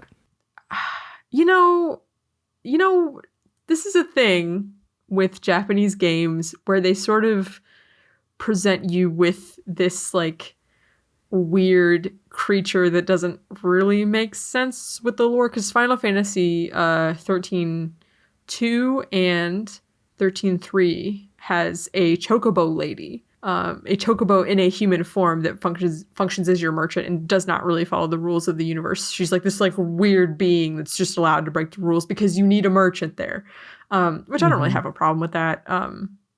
I think it's fine if he's just like an in-game thing and not like an in-universe thing, just because it would be really weird if he was in-universe. Wiki doesn't say anything other than, he's a Ganado, but he doesn't view Leon or Ada as a threat. Yeah. So, I don't know. Yeah, it's just sort of strange because I feel like if he was there to have in-universe like implications, then the story would have to address it, and it doesn't. So like, it's whatever. Also, I'm seeing a screenshot from the remake of The Merchant. Oh, can I see? It looks so good. I would like to see, actually. Let me do a little. Also, I think snippy. I could be misremembering, but I think Leon and the Merchant's original voice actor actually passed away, which is really sad. Matt Mercer? No. Paul Mercer. Is that his name? I think he passed away. Wait. Not Matt Mercer. It says Paul Mercer on here. Oh, wait, sorry. It says original Resident Evil 2 Leon Kennedy voice actor died. Oh. Okay, so maybe it's not this one then. Gotcha. I don't know. Oh, wait. Sorry. Leon is voiced by Paul Haddad. Paul Mercier takes the role. Oh, sorry. Paul Mercier takes the role in Resident Evil 4, Resident Evil Degeneration, Resident Evil The Dark Side. But Mercier was replaced by Matthew Mercer in Resident Evil 6. That's so confusing that it's Mercier and Mercer. Mercier. I wonder, so who's voicing him in the 4 remake? The remake? I would be, it said Paul Mercier on the fan page, but that may just not be accurate. Okay, so I typed in Leon voice actor RE4 remake, and the first thing that popped up is Paul Mercier, but I don't. Oh wait, hold on. Okay. Wait, it says, what are people's opinions on not bringing back Paul Mercier or Matt Mercier? Yeah, this is saying the legendary protagonist in video game action hero will be played by Nick Apostolides. I don't know if that's how you say that. So, keeping with tradition of basically having a new person every Oh, time. and it says he will be reprising his role as Leon Kennedy from the 2019 Resident Evil 2 remake. So it's the same guy from the 2 remake. Okay, what? Oh, fine. That makes way more sense. Okay, yeah, that's okay. fine. Anyway, did you ever try to shoot the merchant? No. I thought about it. It never occurred to me on my first playthrough, but I thought about it. I'm like, what would happen? I think he just dies. Oh. Comes back eventually if you're on normal, but I think if you're on professional, he's dead forever. That sucks. That's so terrible. All right, let's get into the mechanics. Probably the most difficult aspect of revisiting this game is trying to get a grasp on it's like tank controls combined with it's like the tank controls combined with the having to stop, aim, and shoot going on. How well were you able to adapt and how quickly? I think by the time I got to the church, I had adapted pretty well. Mm-hmm. I will say, though, like, it was constantly, like, I just had, like, an itch where it's like, can you just let me aim and strafe, please? I know, yeah.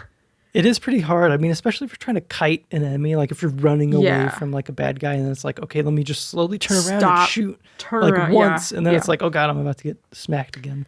And also there were sometimes with like when you pull out your knife, you have to use a different button to pull out your knife. And then you have to look down, and then you might not be close enough. So then you have to readjust, pull out your knife, look down again. And it's just sort of like this like clumsy, like panicking sort of feeling. Yeah. And just because of like, sometimes with like the over the shoulder view, sometimes the camera felt so like tight to like Leon where it's like, I can't see what's at my feet. And that would bother me a lot. Yeah. Because I like to be able to see if I'm standing on top of an item or if I need to move a little bit. I don't know.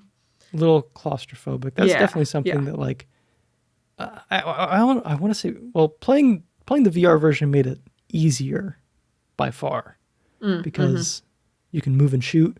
It's so easy to shoot. You can look around really quickly. You can look around. You can look up and down. You can just pull out something. You just point. Boom. Dead. Right. You know? Yeah.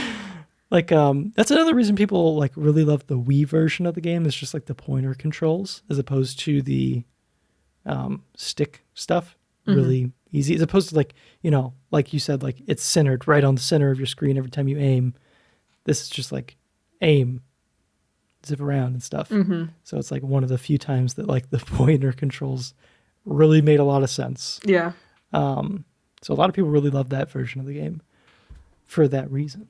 So a bit of like controversy that I noticed, not controversy, but like discussion that I saw was, this is something that I feel like has always surrounded Resident Evil. We talked about this a little bit in Haunting Grounds as well. The concept that like a control scheme being like awkward or clunky makes the game scarier. And this is something that I think we both disagree with. Like there's some people who I think are overly protective of the idea that like these early Resident Evil games need to be preserved how they are as far as like controls and like tank controls and aiming and stuff like that because it makes them scarier. I think that like with the remakes of 2 and 3, that's like, I think largely like, look, disproven. It's still very scary. Yeah. Like, yeah. Yeah. So I don't really buy into that. I've still found the game very scary in VR where I could just move around and shoot like I was John Wick. So Right. Well, and I was going to say there's like minor adjustments you could make to make it like feel just as intense if Leon wasn't as clunky. So like if, for example, if you could strafe and shoot at the same time and like easily like walk backwards while like aiming down sights, just have the enemies like move after you a little bit faster or something, or like keep up with you better. I don't know. That is something that does change as you do well in the game. Enemies will spend like less time shambling towards you and they'll just run after you. So that is kind of already baked in. But yeah, personally, just make the game fun to play. Like if you make the game frustrating, I will find it frustrating and not scary.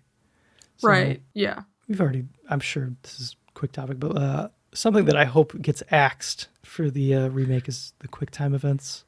I felt like they were overused. Yeah, they're definitely overused, and also just like smack dab in the middle of some cutscenes. And I'm like, Yeah. I'd set down the controller, or I was holding it with one hand or something, and it's like, And you're like, oh.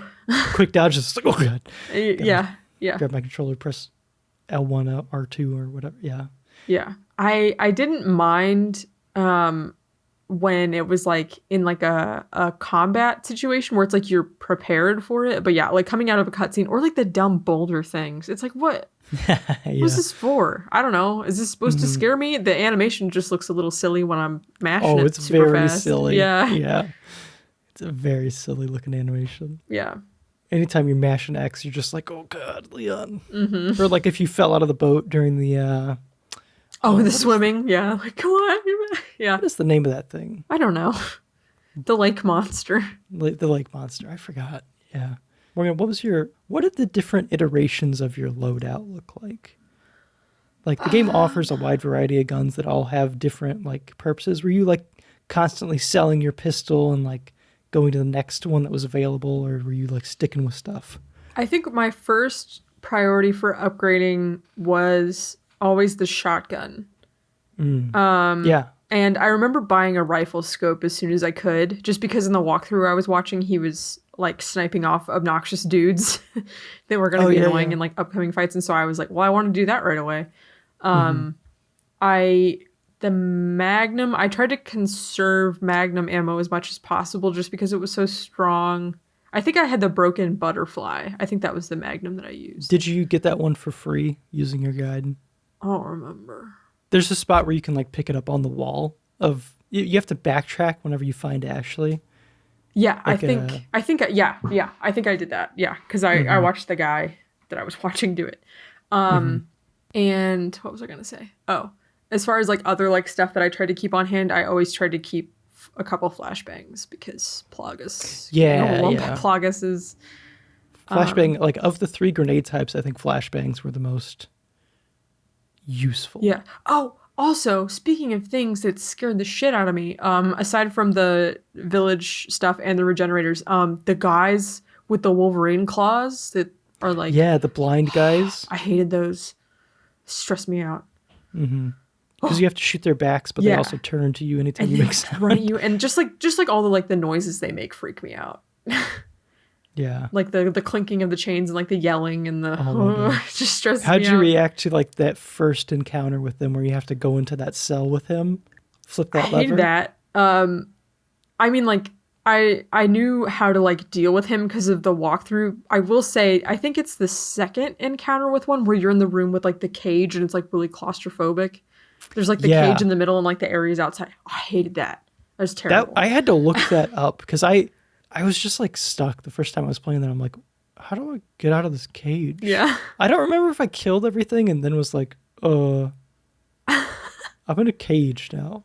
And there's no like thing on the wall to shoot or anything like that. Yeah. I didn't realize you had to like shoot that padlock 1,000 times to break out. Yeah. No, I got out of the cage as soon as possible and was like running around the outside because I was like, get me away from that guy. But he was like, I think he was actually trapped in the cage most of the time, which was fine. I was just scared that he was going to come out and I was going to be like, oh, stay in. I definitely died at that section a few times before I No, it's hard. Did you use like the TMP or? Yes. Okay. Yeah. I used that on the troll giants a lot. The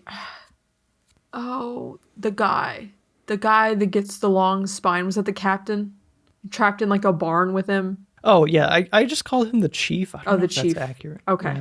Yeah. Him on his spinal column. Yeah. Yeah, it was a good, the TMP was like a good, like, oh crap, I need to mow something down really quick. That was always like, I'm getting overrun and I just need to like stun everything coming at me. Yeah, because the clip is so big. Or you can make the clip like humongous. So, and like the fire rate and everything is really good. Damage, not so much.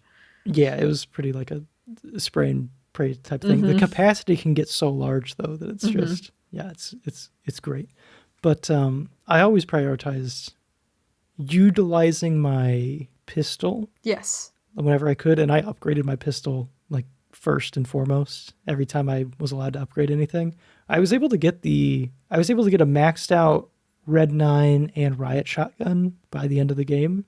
I didn't go for the drum barrel shotgun because I preferred the Riot shotgun for its range. Mm-hmm.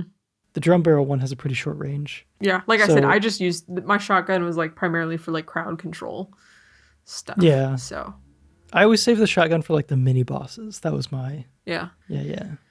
Or like the shield guys. Sometimes I just whip it out and be like, they're satisfying. Just shoot the shield. Yeah, explode it. Yeah. What did you prioritize upgrade wise? Did you end up like maxing out anything? Because it's pretty expensive to like max out any one gun. I think I'm trying to remember if it was. I think it was the shotgun. Yeah. Yeah. Well, like I said, that was like kind of my favorite, like go to. I don't know. I don't know. The game really forces you to like juggle weapons a lot, and so it's like it's hard because it's like, oh, this is my favorite, but if I use like up all the ammo, then I'm kind of screwed out of using my favorite. So, I didn't actually prioritize the pistol that much because I don't know. I just sort of like was like, oh, the pistol's my crap weapon. Like I just use that to like eke by, and then when I really need to, I use my other more preferred things.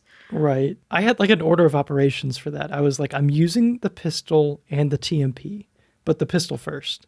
And then I'm saving the rifle and the shotgun for something crazy. Yeah. And like the Magnum I primarily saved for like boss fights.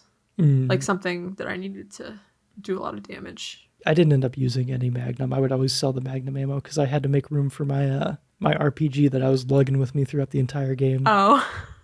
What did you end up using the RPG on? Or did you the final boss? Okay. Yeah. I thought I was supposed to. Yeah, well, that's what I did too. Okay. Yeah.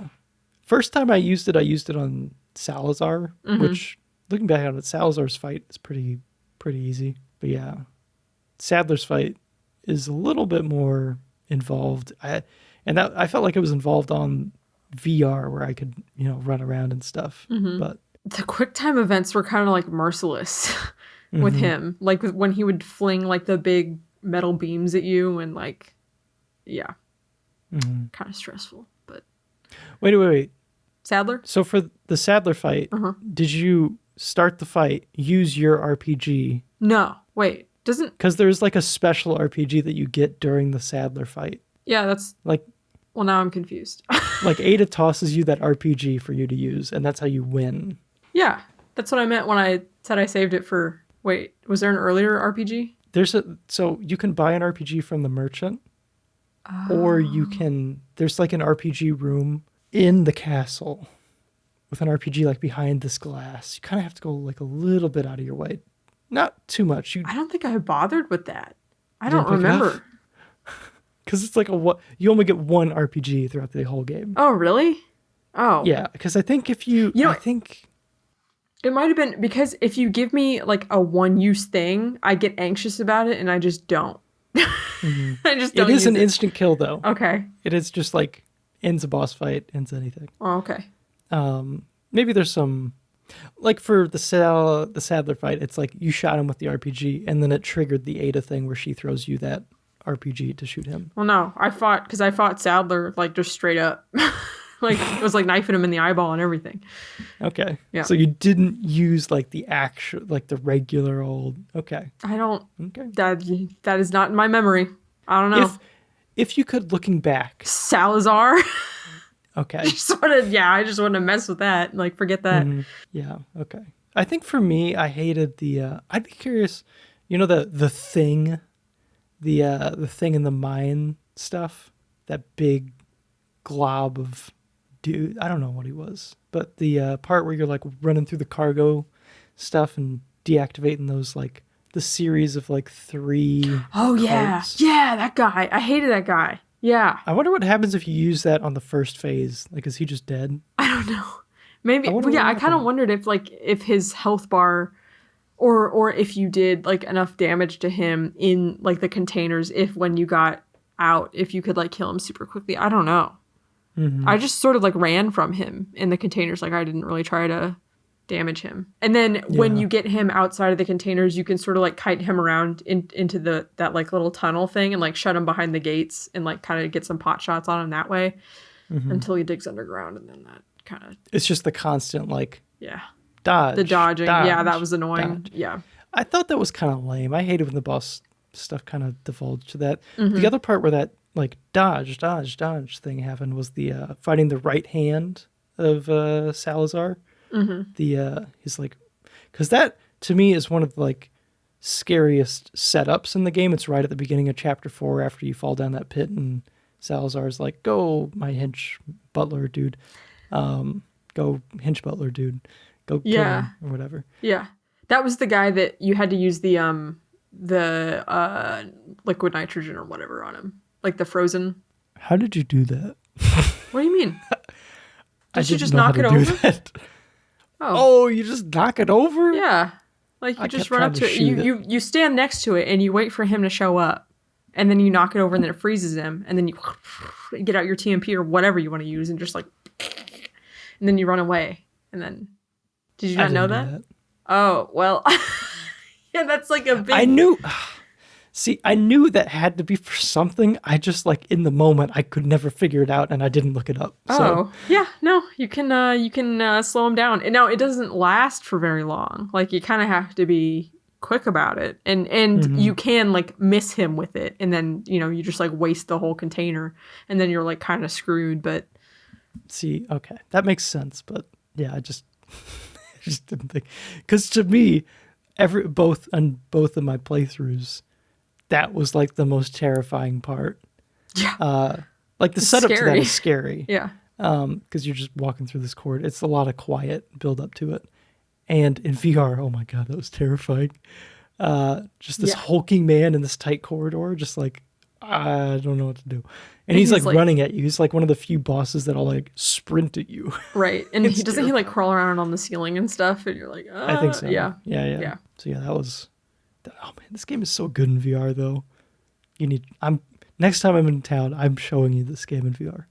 Yeah, that part was terrifying. Also, if you kill him, you get like a very valuable piece of treasure, but you don't have to kill him. You can just like wait for the elevator to come back. Yeah, I managed to kill him because I used all the liquid nitrogen or whatever containers. So yeah, I just ran around because I was low on ammo. Yeah, I tried to kill him, but I just ended up wasting all my resources because I didn't kill him. Yeah, I think that if I could pick someone to use the RPG on, it would have been him. But you mentioning the liquid nitrogen thing has made me be like, well, maybe there'd be a better candidate for the RPG than him. Yeah, if you can do, I don't know.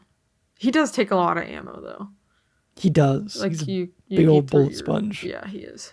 I thought his so whenever you're playing as Ashley in that Ashley section, there's like a memoir or something from the butler, which I think is written like during the transformation of Salazar to the Plagas duty.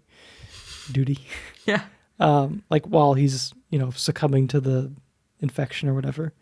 And so like that, I think it's implied that the right hand dude was like his butler. And he's like, well, I have to continue serving my master.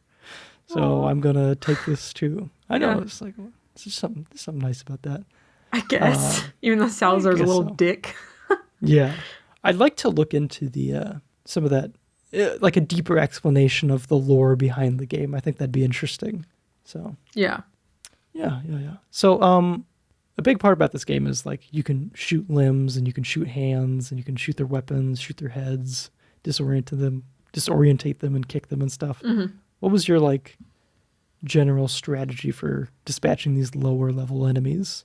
Right at the gate, I was mostly trying to get headshots, but what would happen was I would get the headshot and then I would run up to kick them. And there was this really frustrating thing where the kick prompt would I would just miss it and then I would take damage. So from there I switched to like aiming for legs and just knocking them down. And then just sort of like trying to either shoot them to death or like after I'd knocked down a bunch of them, running up and like knifing them all at once. I probably was trying to use the knife more than I should have been. Because like Yeah, even the knife is super weak. I know. Well, that's why I'm saying like I mean like at first I could kind of get away with it, but towards the end of the game I couldn't really use it at all. Anytime there was like an annoying sniper with like a bolt. See that's another thing about the something irritating about like not being able to aim and move at the same time is like if you're trying to line up a rifle shot from like behind cover, you like can't hardly do it. It just kind of sucks. But I would try and conserve rifle ammo to get rid of like long range dudes or like the minigun guys or stuff like that. Yeah.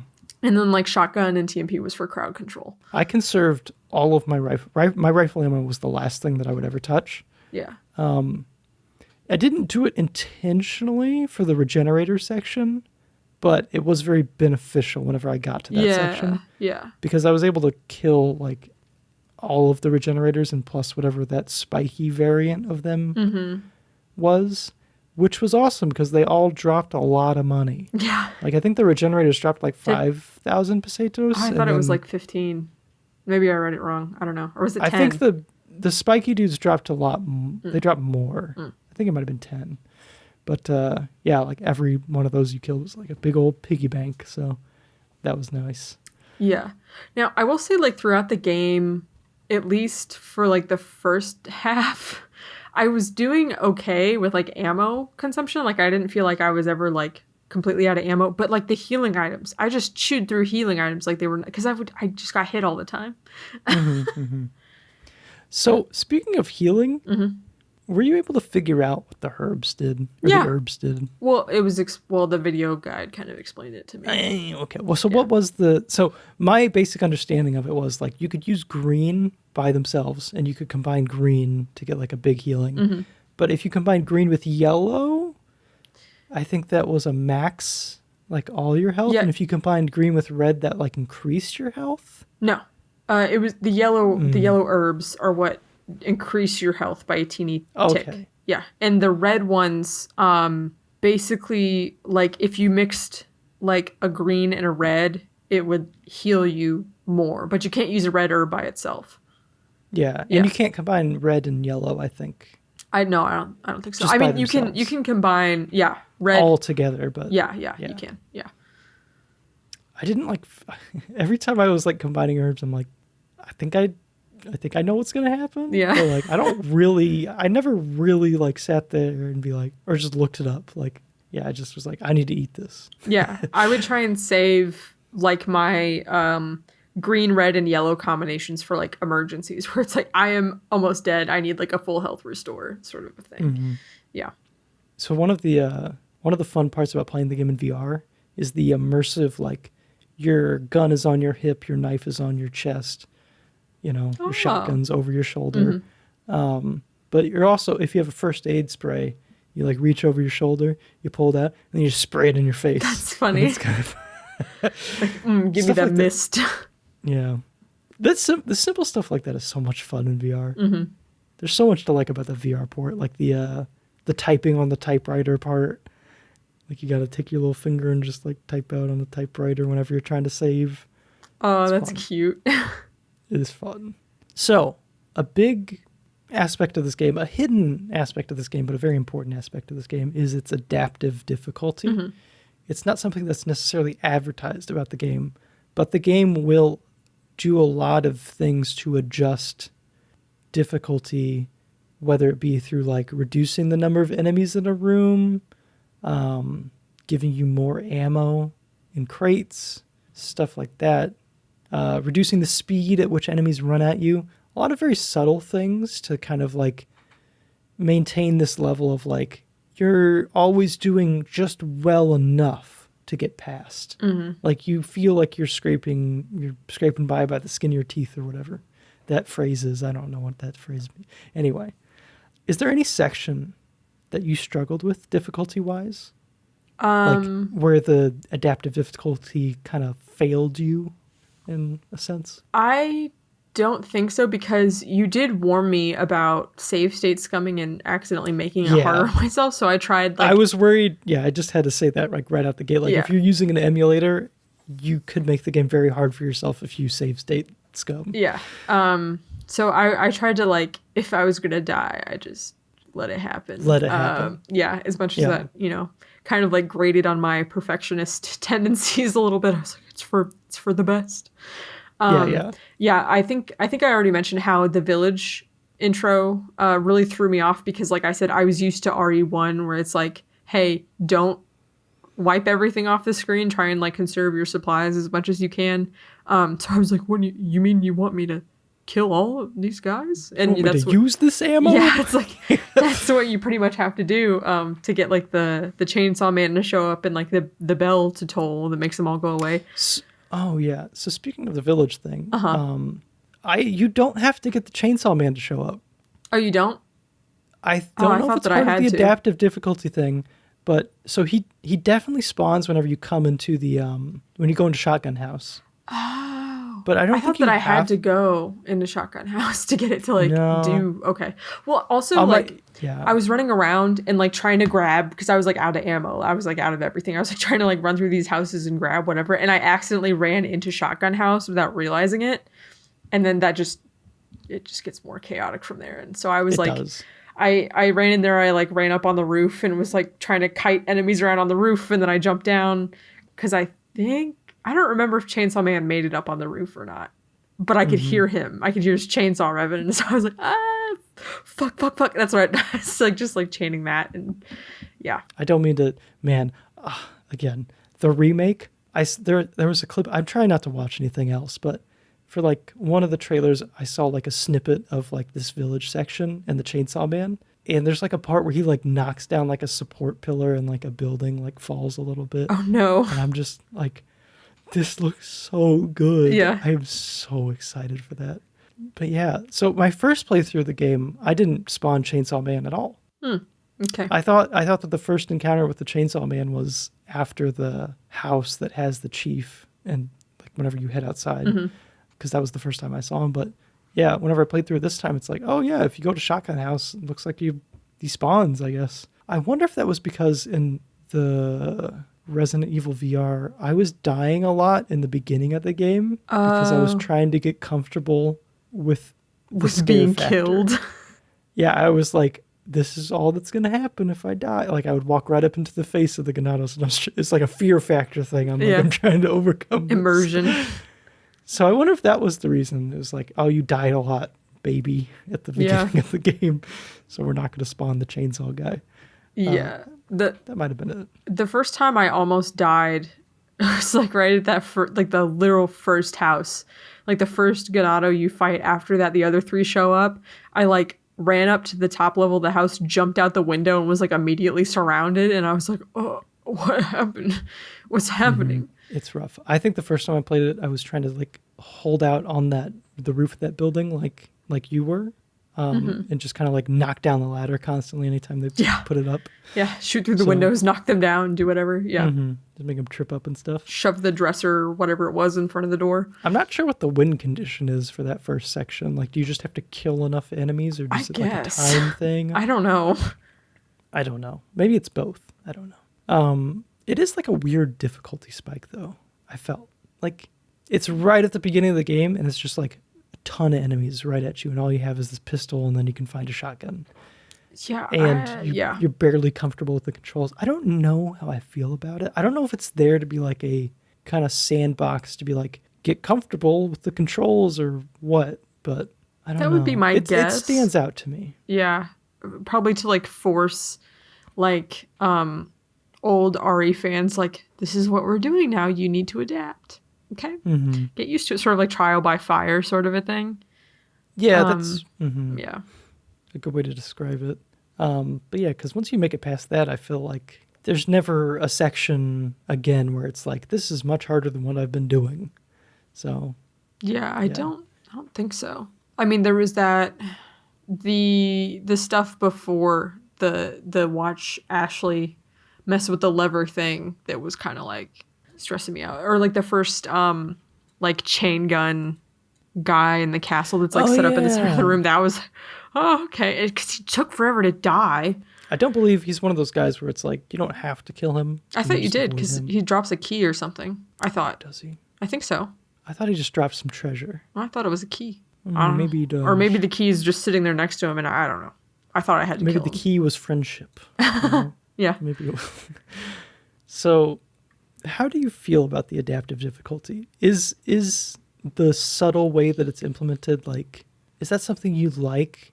Do you have any issue with the idea of like taking away difficulty controls from the player? Or is it like, do you like that it's kind of like, it's almost like letting you think that you're doing well, even though it's like behind the scenes kind of pulling some strings, adjusting some numbers? So my thing is that, like, I don't have an ego about the game going easier on me. So, like, if it's, you don't have to coddle me and be like, oh, we're going to keep the difficulty changes hidden from you so that you can still feel good about yourself. Like, I don't care. If there's like an easy option for a game that I know I'm not going to be super comfortable with, like a horror game, I'm going to pick the easiest difficulty because like I said, I just don't care.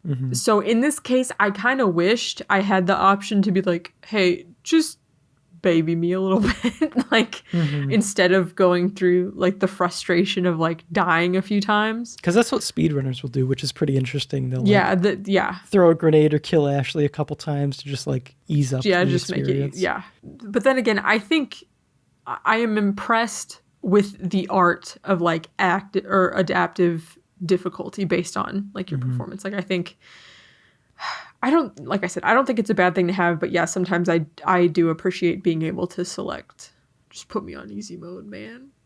I'd like to know the history of like adaptive difficulty systems in games. Like, I think must be a very early example, if not the first, because it's something that I hear talked about in regards to this game specifically so often.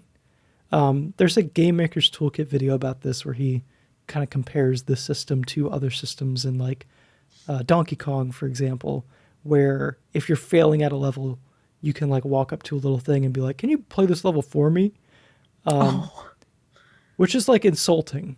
Like, I would never do that. I'm fine with the adaptive difficulty thing, but it's like, hey baby, you want Papa to take the controller and do it for you? It's like, no, I'm not doing it. I'm playing it. Yeah, that feels kind of like, I don't know. I would just rather instead of doing like that, I would just rather there be like a setting selection at the start of the game, or like even in the menu where it's like, hey, can you put on aim assist for me? Like, I know that was an option in the RE2 remake, and I don't have a problem with that for like, and especially for like accessibility reasons, for like if somebody really wants to play a game, but they don't have like super great motor controls in their hands for whatever reason, like I don't have a problem with that, obviously, but yeah, I don't know. I do. I think it makes a lot of sense for horror games where tension is part of the experience. So you want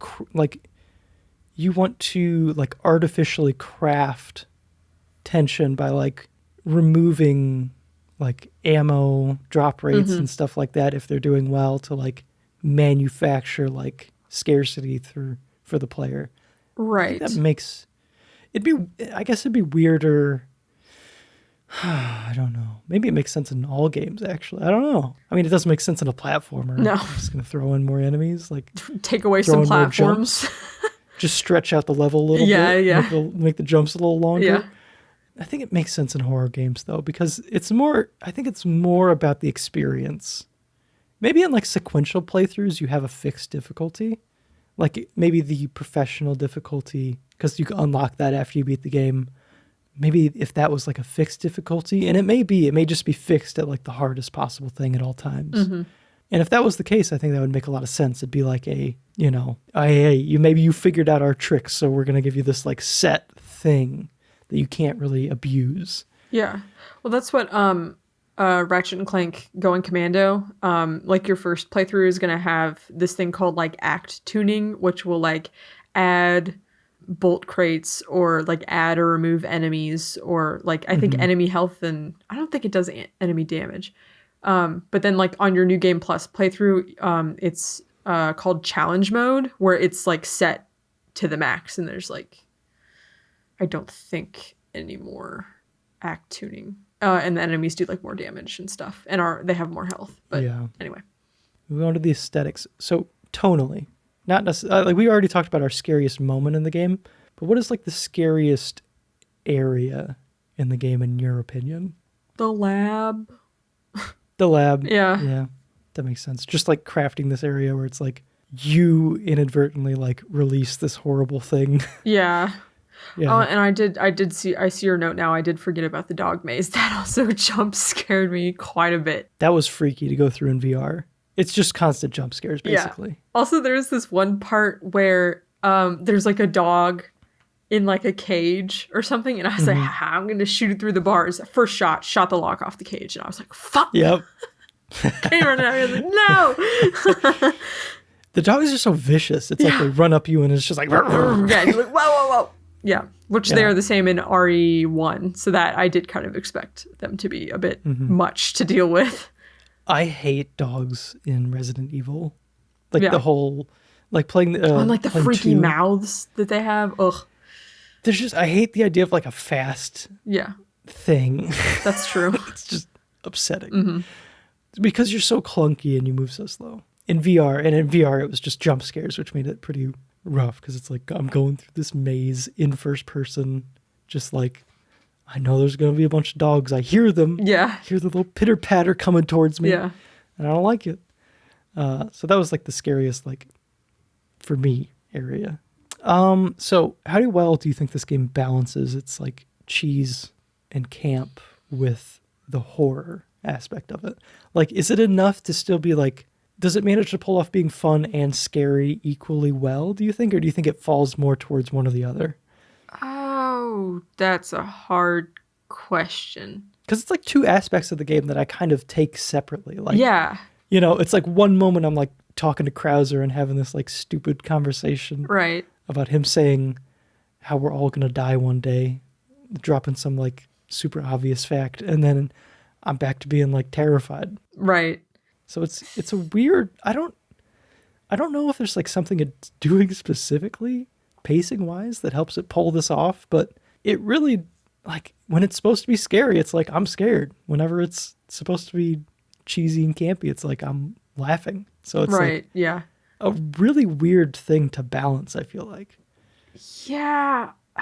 I don't know. It's hard for me to like, I guess I don't really know how to feel about it. Because on the one hand, it's like one of the things, and I feel fine making this comparison because like it was literally like a prototype of RE4, and so like the games are just like linked in my brain.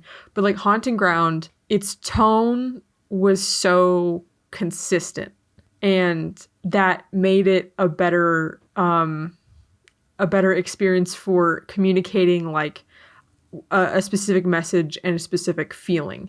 Like like the way it does psychosexual horror is just so good. And there was some camp still though. Like I felt like Ricardo had some lines that were just like funny. But then again, he wants to get you pregnant. So it's like I know, kind it's of like anything he says like is going to be off-putting. off-putting. Yeah.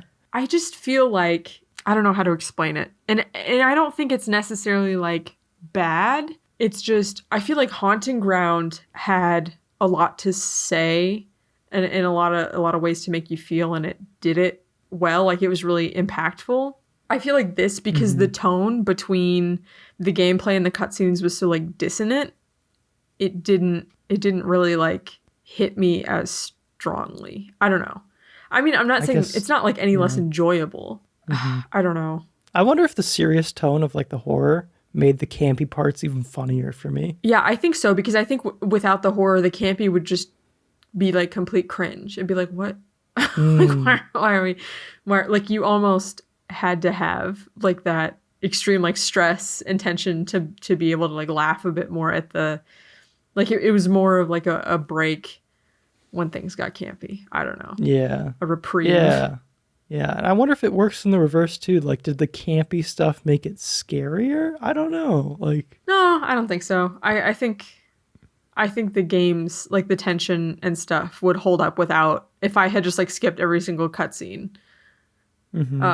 Maybe it's like the Mario piano. The what? The Mario piano. What that like, mean? So Mario's like this very happy, the Mario 64, it's like this very like happy, it's like, oh, Mario 64. And then all of a sudden you're in this haunted mansion. Oh. And then a piano jump scares you out of nowhere and tries to eat you. And it's like, is that scarier because it's in this Mario game?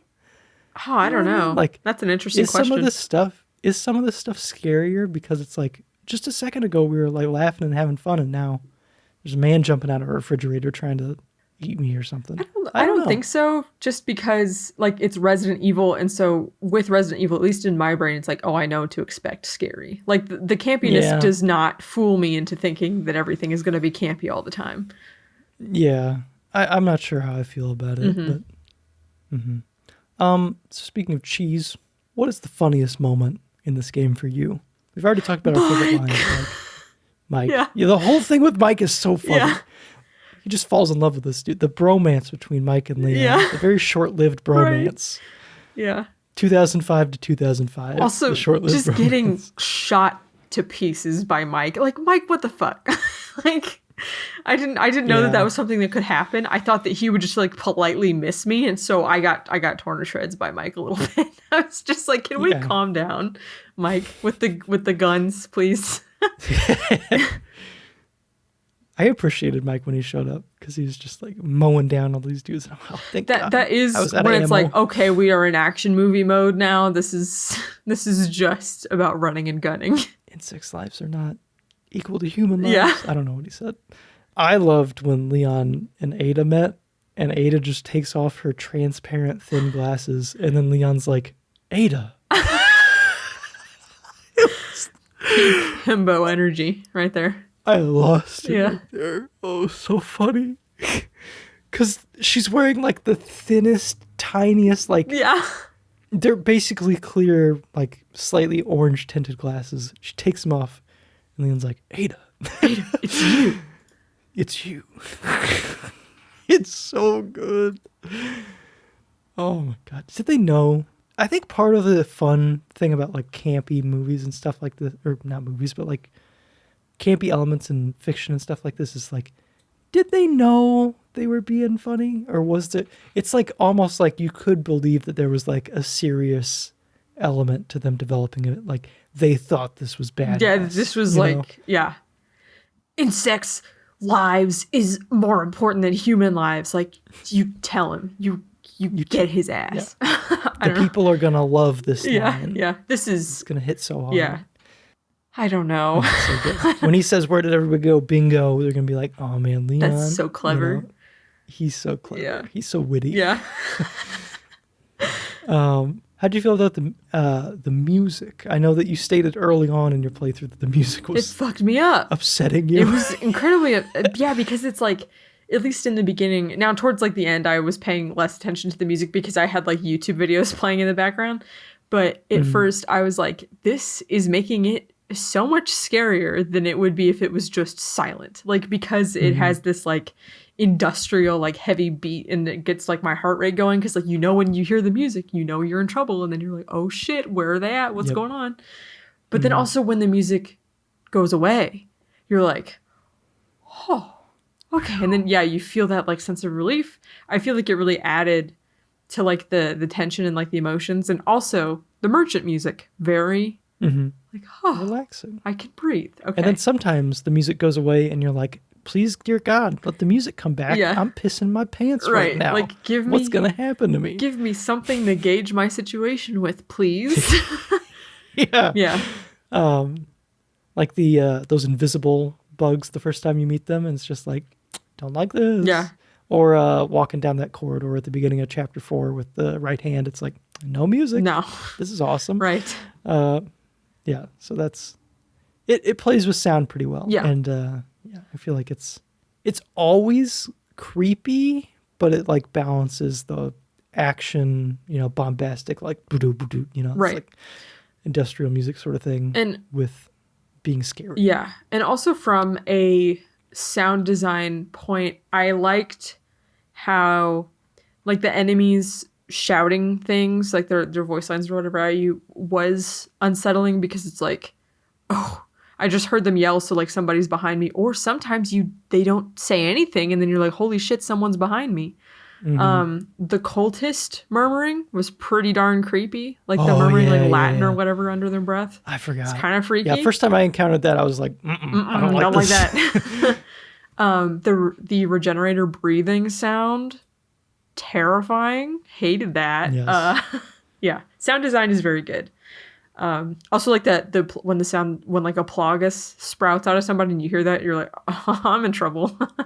I'm in danger. Yeah.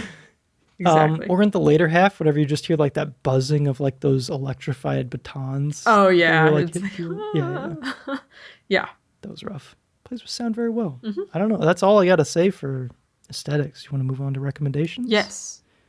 Okay. So, where can you play this game? It might be easier to say where you can't play this game. You got GameCube, you got PS2, you got PlayStation 3, you got PlayStation 4, you got PC, you got the Wii, you got the Wii U through the Wii Virtual Console, you got the Switch, you got the iOS, you got the Android, you got the Zibo weird specific console that was only released in Brazil.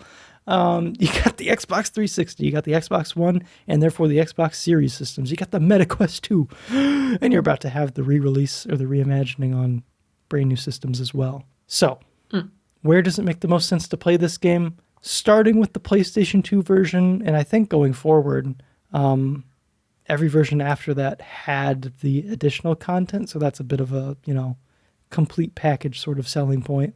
I recommend the VR version if you're looking for like a more traditional, like with a traditional control scheme. I really like the GameCube version because the GameCube controller makes a whole lot of stinking sense with the Resident Evil 4 control scheme. The big A button for shooting, the triggers and everything like that, the B button for, reloading, it just works, I think. You're missing some of the additional content, though. Morgan, how was emulation? Fine, perfectly fine. No problems. Working good. Yeah. All right. I will say the guy that I was watching for my walkthrough had, I believe, the PS4 version, which has like some improvements to textures, but not all textures. Like there's some things that still look a little muddy. And occasionally he would like encounter like maybe some like minor bugs that he insisted wasn't an issue on like the PS2 or like an older version, but it wasn't anything like game breaking. So I don't know how much of that was just him just saying whatever. Right. Yeah.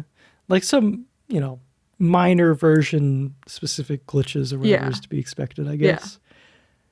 I think in general, a lot of people would recommend the Wii version of this game for the pointer controls, and I recommend the VR version because it's like stupid fun to run around because it's a really good VR conversion. But yeah, it's available.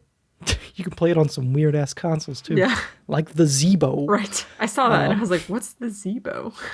Morgan, do you recommend this game? Absolutely. Yes, I do. Mm-hmm. I would give it a big firm yes, but I feel like you do have to like brace yourself for the the culture shock of going back to 2005 early control schemes.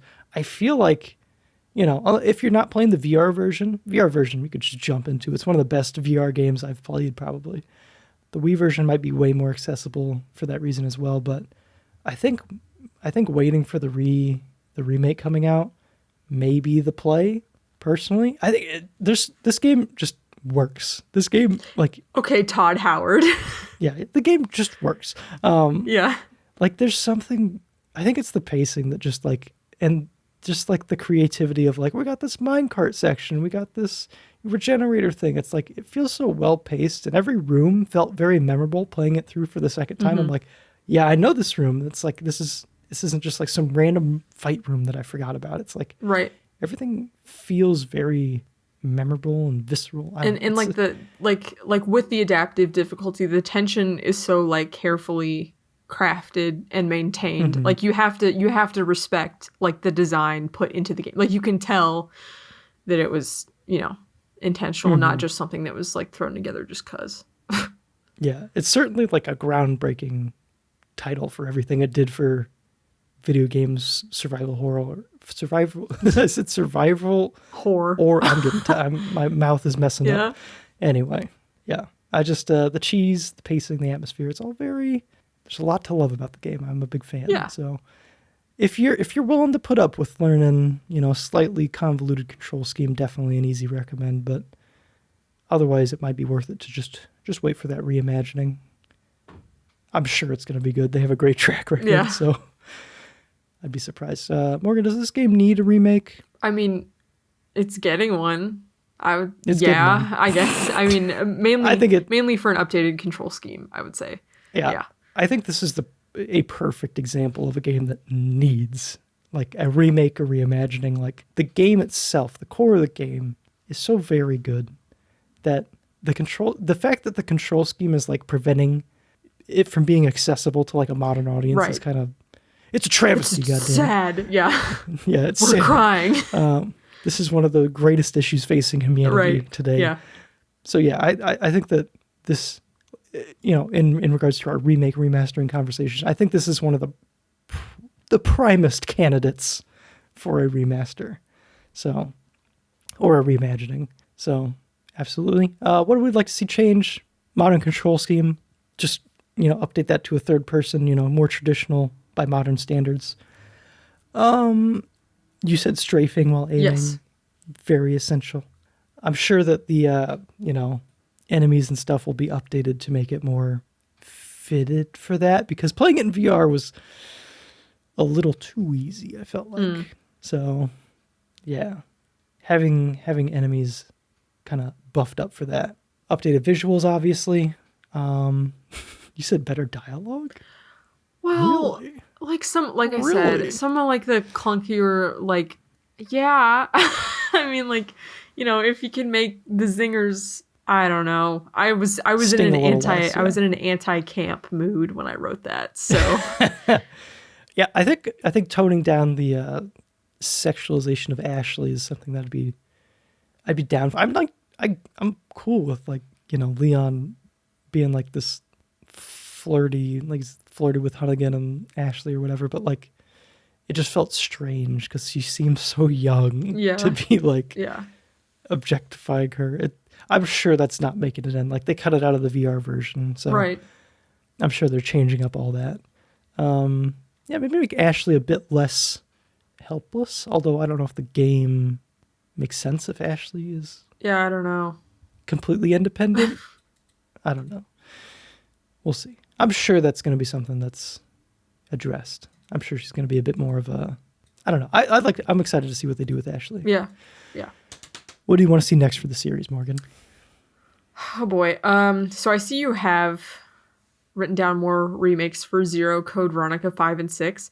I barely know anything about 5 and 6 aside from people saying they are hot trash and like a disgrace to the Resident Evil name. So Cody, our friend Cody, I think is actually a big fan of them. Really? Also, Resident Evil 5 fully co-op. Really? That's fascinating. Yeah. And man, it seems fun. Like having a better version of that, fully co-op, sounds very exciting. Sure. Also, 0 could easily be converted to co-op, I feel like. It's kind of based around having these two characters you swap between. I think that could be an interesting way to approach a remake if a Resident Evil 5 remake happens. And I really hope Code Veronica does not get forgotten about, because it is actually a main series entry. Oh, okay. It's just not numbered. Gotcha. So yeah. Yeah. I next for the series, do we mean like Resident Evil as a whole? Yeah, like I am kind of a sucker, and I know this is probably a dumb opinion considering it's not really where the franchise has gone or is going lately. But I'm kind of a sucker for the mansion, the classic the classic setup where it's like you're in this like really maze-like house and the like crafted the craft of like the creepy camera angle. I sort of miss it a bit. You know what? I think that so they remade Resident Evil 1 for the GameCube. Yeah. I think that the standards have changed, and I think that a remake of Resident Evil 1 again Yeah. in the new style I would be okay with may that. be worthwhile. Yeah, for sure. Yeah. That'd be interesting. Bring it back to the mansion. Mm-hmm. I think that'd be fun. Yeah. Oh yeah, definitely. It would be fun. I would definitely pick that up. Just because I am a sucker for the first game. Also, something that like sort of frustrates me, which it would be sort of like stupid to do, I think at this point, considering they already did 2 and 3 like complete overhaul. But if I could play a version of the old 2 and 3 where it had like the same fixed camera angles and stuff, they just got rid of the tank controls and like updated the graphics like they did with the 2002 RE1. I would also like that a lot, but hey, probably not going to happen. Yeah. Unfortunately. They seem to be on a set path of making a lot of money with what they're currently doing. So I'm a fan of 7 and 8. Personally, too scary for me. Yeah, 7 is a bit... I've watched most of Snapcube's playthrough of 7. I don't think I could do that by myself. I don't think I can. Yeah, no. Like, I'm down for this sort of like more action-heavy version, but like that looks too much. It's gross because the graphics are good and you're like, that's nasty. Yeah. It's like the old remakes work for me, even though they're pretty scary, but something about being in first person. Yeah. Stuff jumping up in my face. And also just like... that baby monster in 8. God, no. And also just like the gore of like having your own hand chopped off in front of your face. Or having like your other hand like stapled back to your arm. It's kind of too much of an ick factor for me. That being said, if I were to get PSVR 2, I may play Resident Evil 8 in VR. Okay. Now, according to Sage, he's like, but 8 isn't even that scary. And I'm like, it seems stressful still. I think that part of the joy of Resident Evil, part of this, like the sense of achievement of Resident Evil is no longer being scared of it. Yeah. You know what I mean? Yeah, I wish I could get there. I don't know if I can. It's like you accomplish the game, you beat the game, and it's like the accomplishment is, I'm not scared of any of you sons of bitches anymore. That's true. It's like you play through it again, and it's like, I'm not afraid of you. Yeah. I'm not afraid of no ghosts. I will say playing this has made me go back and restart RE1, and I have been a lot less scared of it than I was the first time. But I also know where the stuff is. I know where the zombies are. That makes it less scary because it's familiar to me now. But anyway. And I'm also just trying to desensitize myself to horror in general. I mean, my advice is always just die. I guess. As many times as you can. Yeah. You know, it's like, especially at the beginning, it's like, I'm dead. That's the worst that could happen. Right, yeah. Like, that's true. I mean, that's all I got to say for Resident Evil 4, Morgan. Alrighty. That's Resident Evil 4, everybody. Woo. We did that. We did do it. Next month, Sly Cooper, Devious Raccoons. Ooh, I'm excited. Another big boy game. It's a little kid game, but it's an important It's a game. big boy to us, okay? Big boy to us. All right. Thank you for listening to the show. Hope you enjoyed this episode. Please support the show by leaving a review, feedback on whatever platform you listen on. And you can expect a new episode of Analog Schtick on the 2nd of every month. Until next time, goodbye. Goodbye.